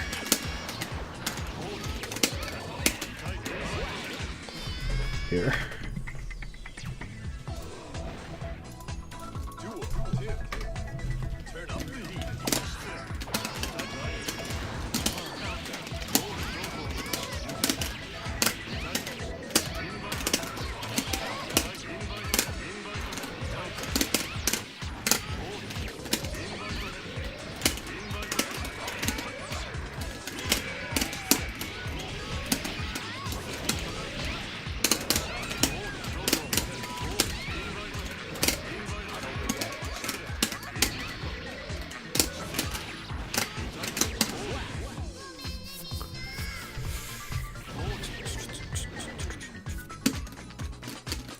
Just noticed I have 140 plus ping right now.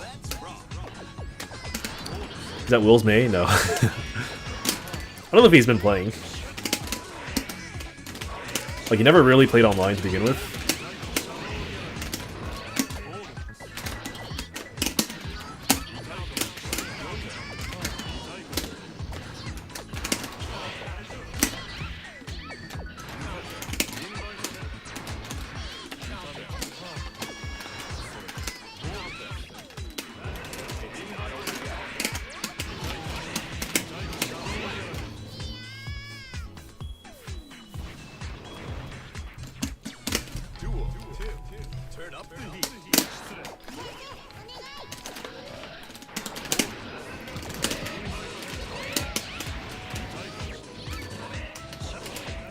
May doesn't really have like a super strong North American representation either, I think.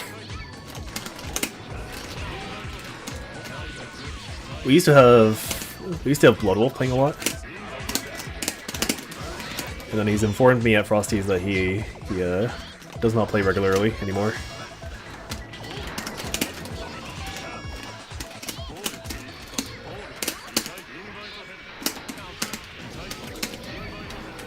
The unblockable reversal that took your super gauge and buffed your character. You do more damage? Yeah, sounds about right.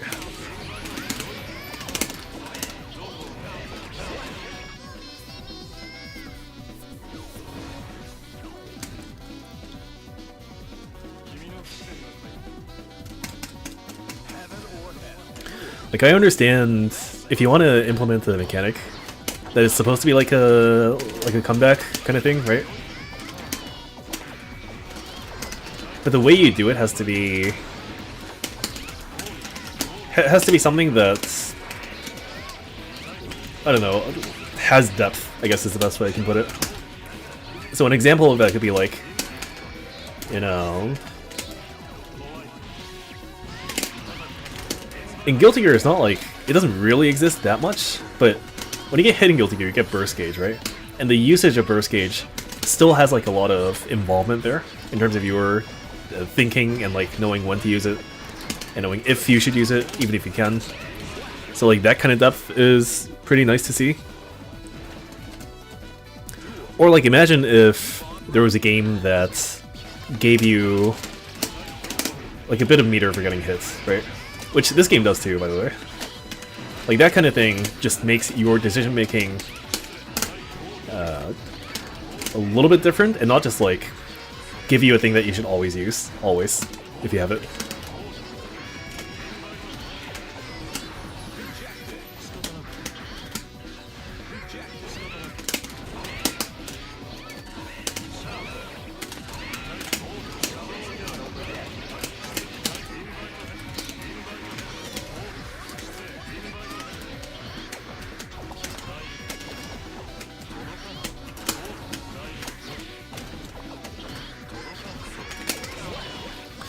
Actually, cross me up with the J2H. It's gotta be DP FADC Ultra. KTP plays here and there, yeah. I mean, like there's KTP, there's Moku, there's Arc Fury who I played in Ottawa earlier. There used to be GPS.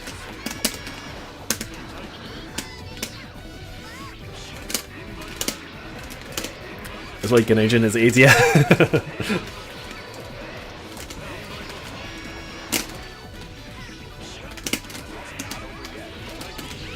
Although, like, I don't know, I think Ganajin is still at least like a little bit hype to look at, personally. It's still fun to see.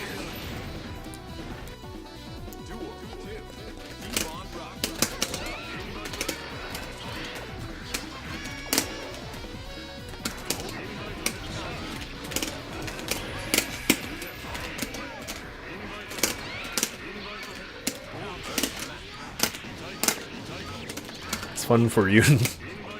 It's fun for Yoon and anyone watching. That's it.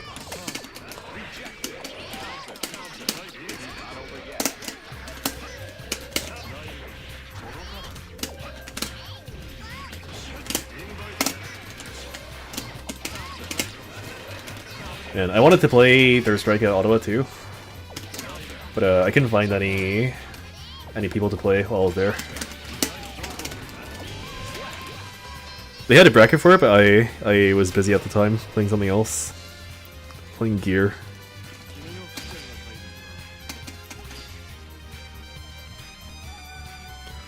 I think he is done.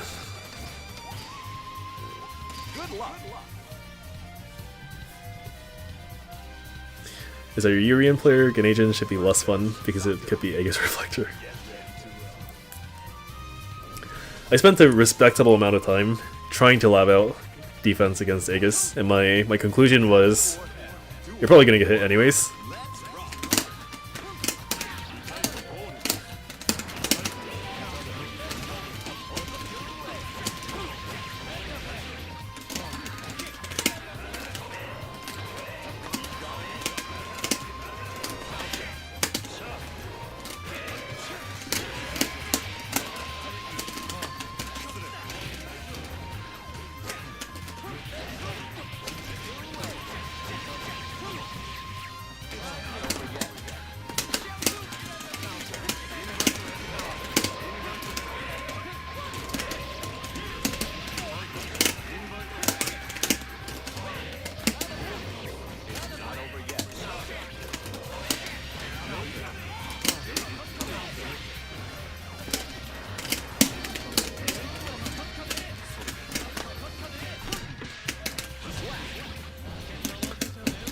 Okay, I think I'll do like 10 games. That might turn into 10 wins later, but I'll do 10 games.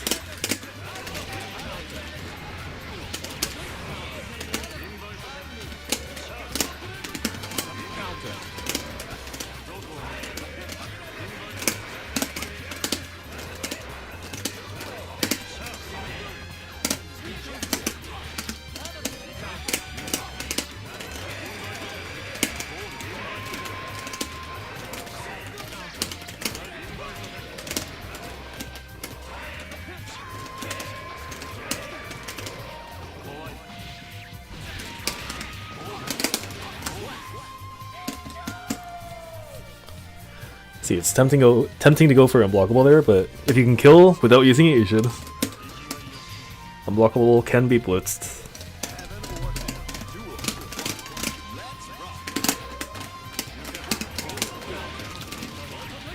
Oh, look at that range.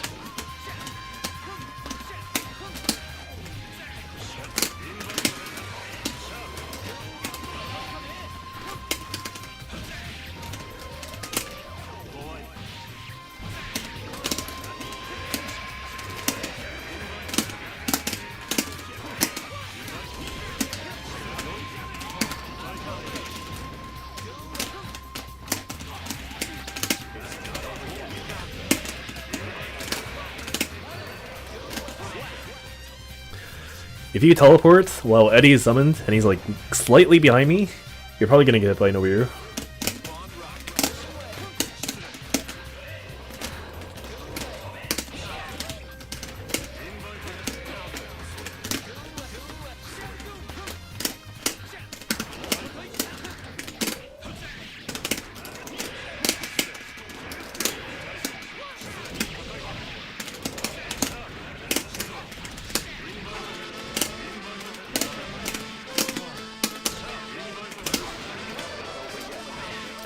As such.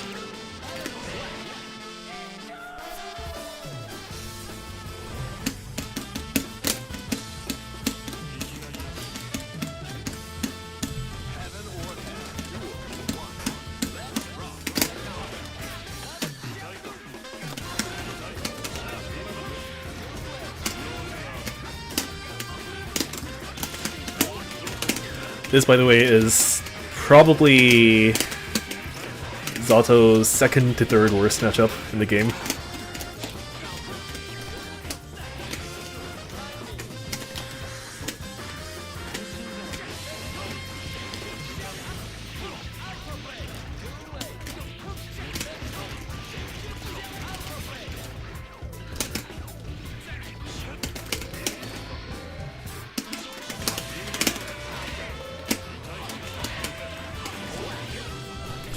You got it, 2k puddles.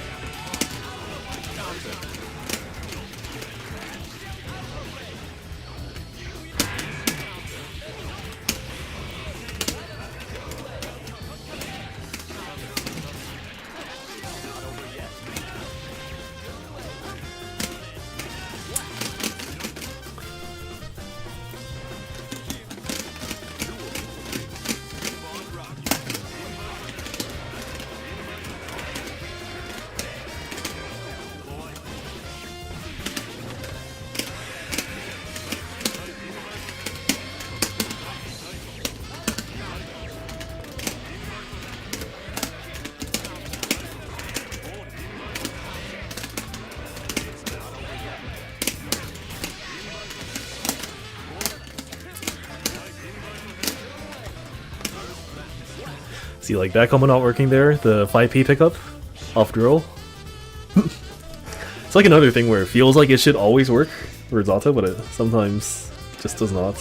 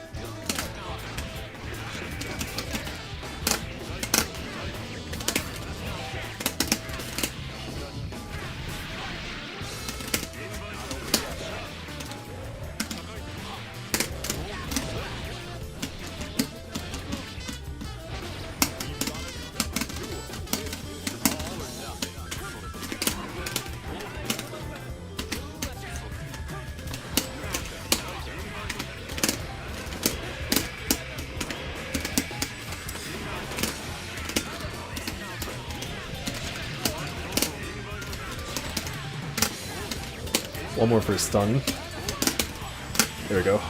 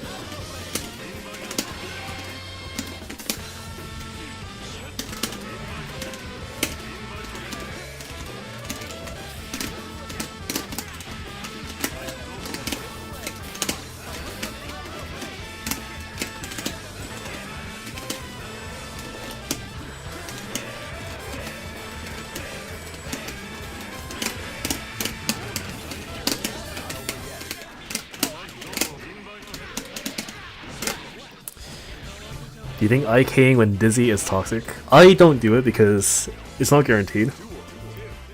But I mean, if you want to go for it, then by all means. Especially in tournaments, like, if you notice someone is gonna get dizzied, you get the hit, you're ready for it, then, like, yeah, sure.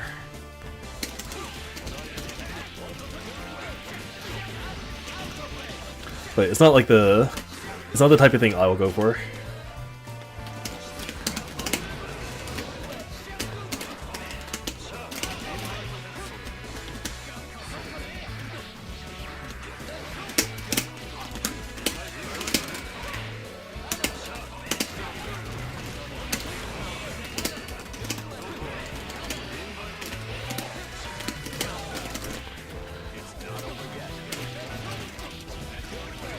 He can kill here. He should have killed here.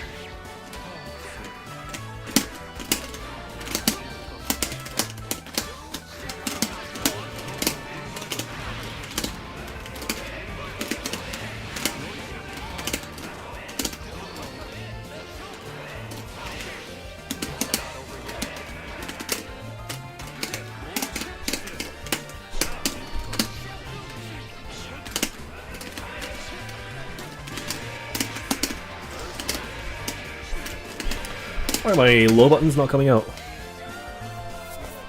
think I missed like two Ks.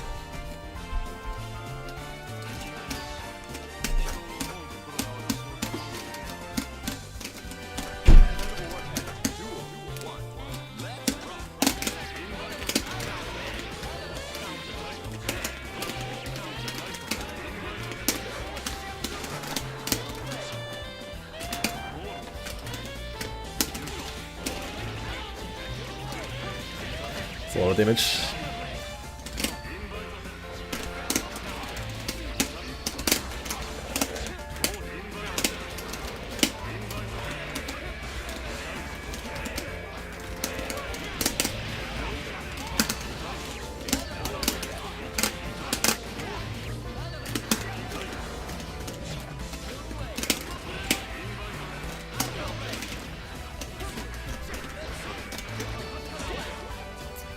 I think he's using teleports in a way that's too unsafe.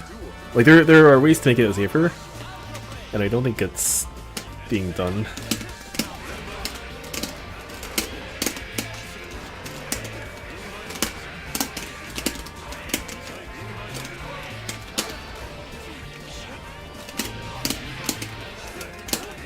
Wait, why did that combo not work, Daisuke? Why did that drop? 5k, close slash, 5h.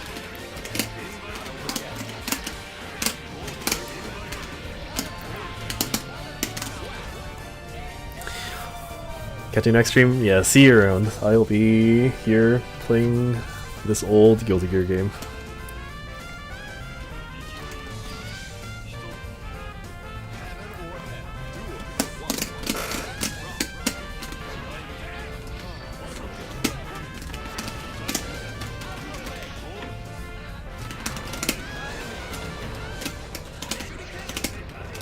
All the fun, yep. Now all it needs is more players, that's it.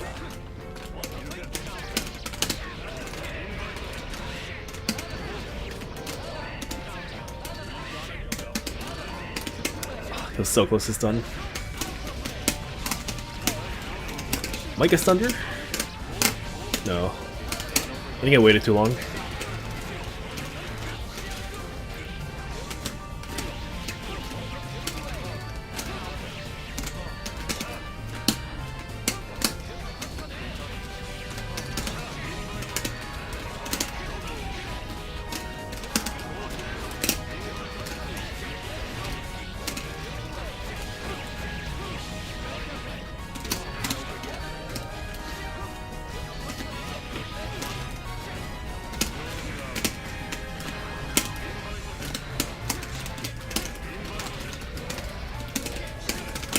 Alright, go. Go forth. Okay, it's over. There's a delicate balance whenever you use that move of pressing buttons and just doing nothing. Sometimes it's very hard to tell.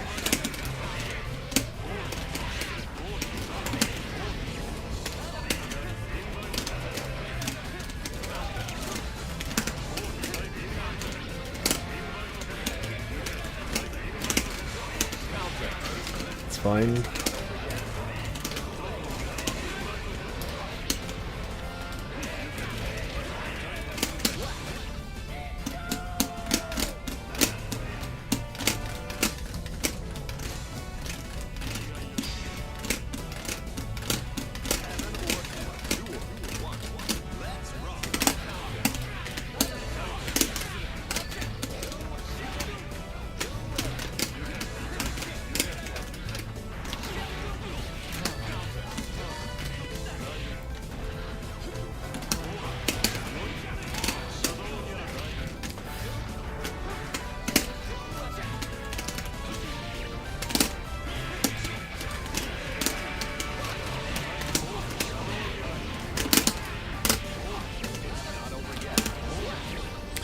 Like, there's a way to make teleports way more threatening, but I can't really say exactly how because I don't play the character myself that much. I play him a little bit, but not nearly extensively enough.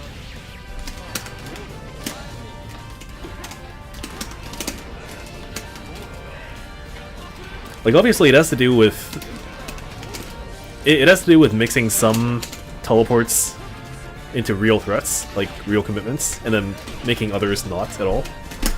But I don't know how I would tell someone how to do that, you know?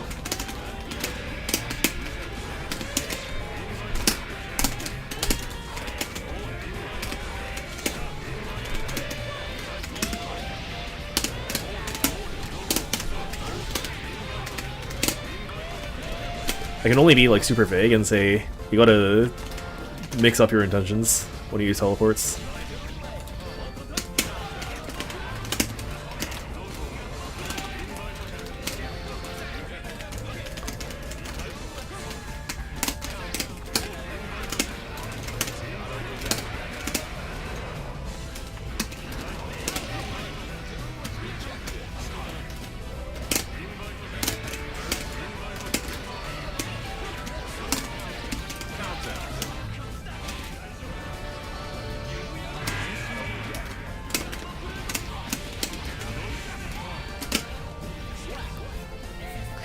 I like how his playstyle evolves around using all of Chip's tools. Yeah. I don't think he's using Shuriken enough. But generally, yeah. Some people definitely do kind of get shoehorned into using only a few things, so that is good to see.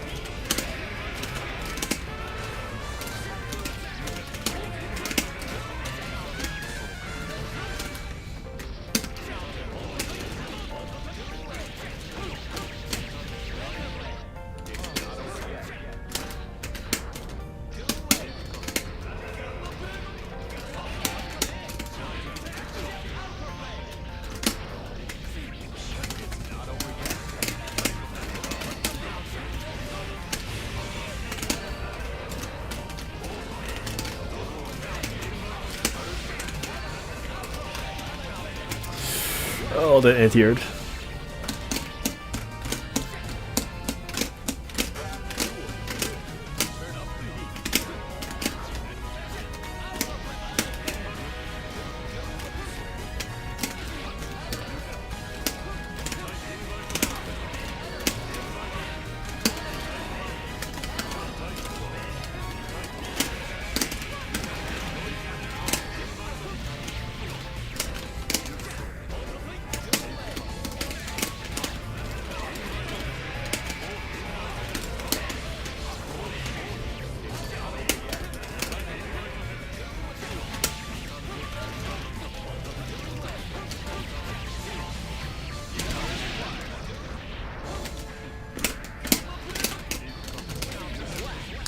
Surprised he went for the Kunai Super at the end there. It's not like I had low health.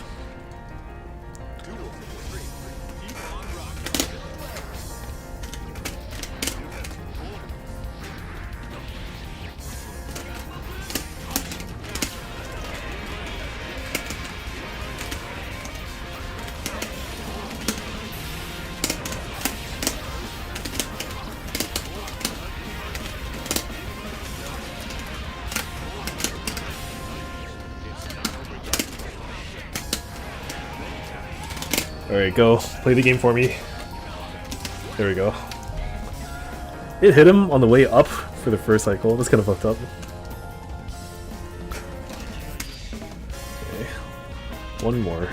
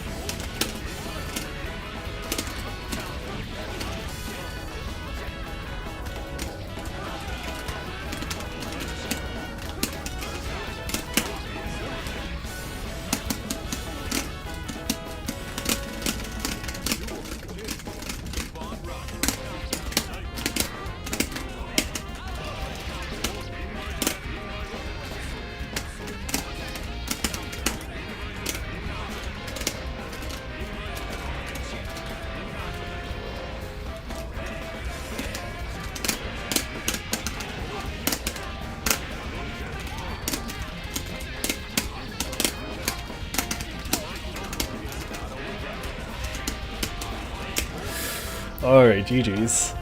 I actually killed him without the Nibiru hit at the end.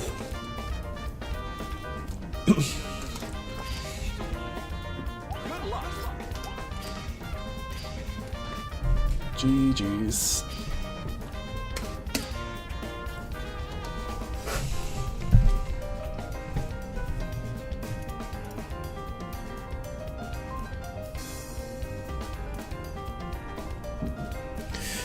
Okay, just one word of warning before I end today, okay?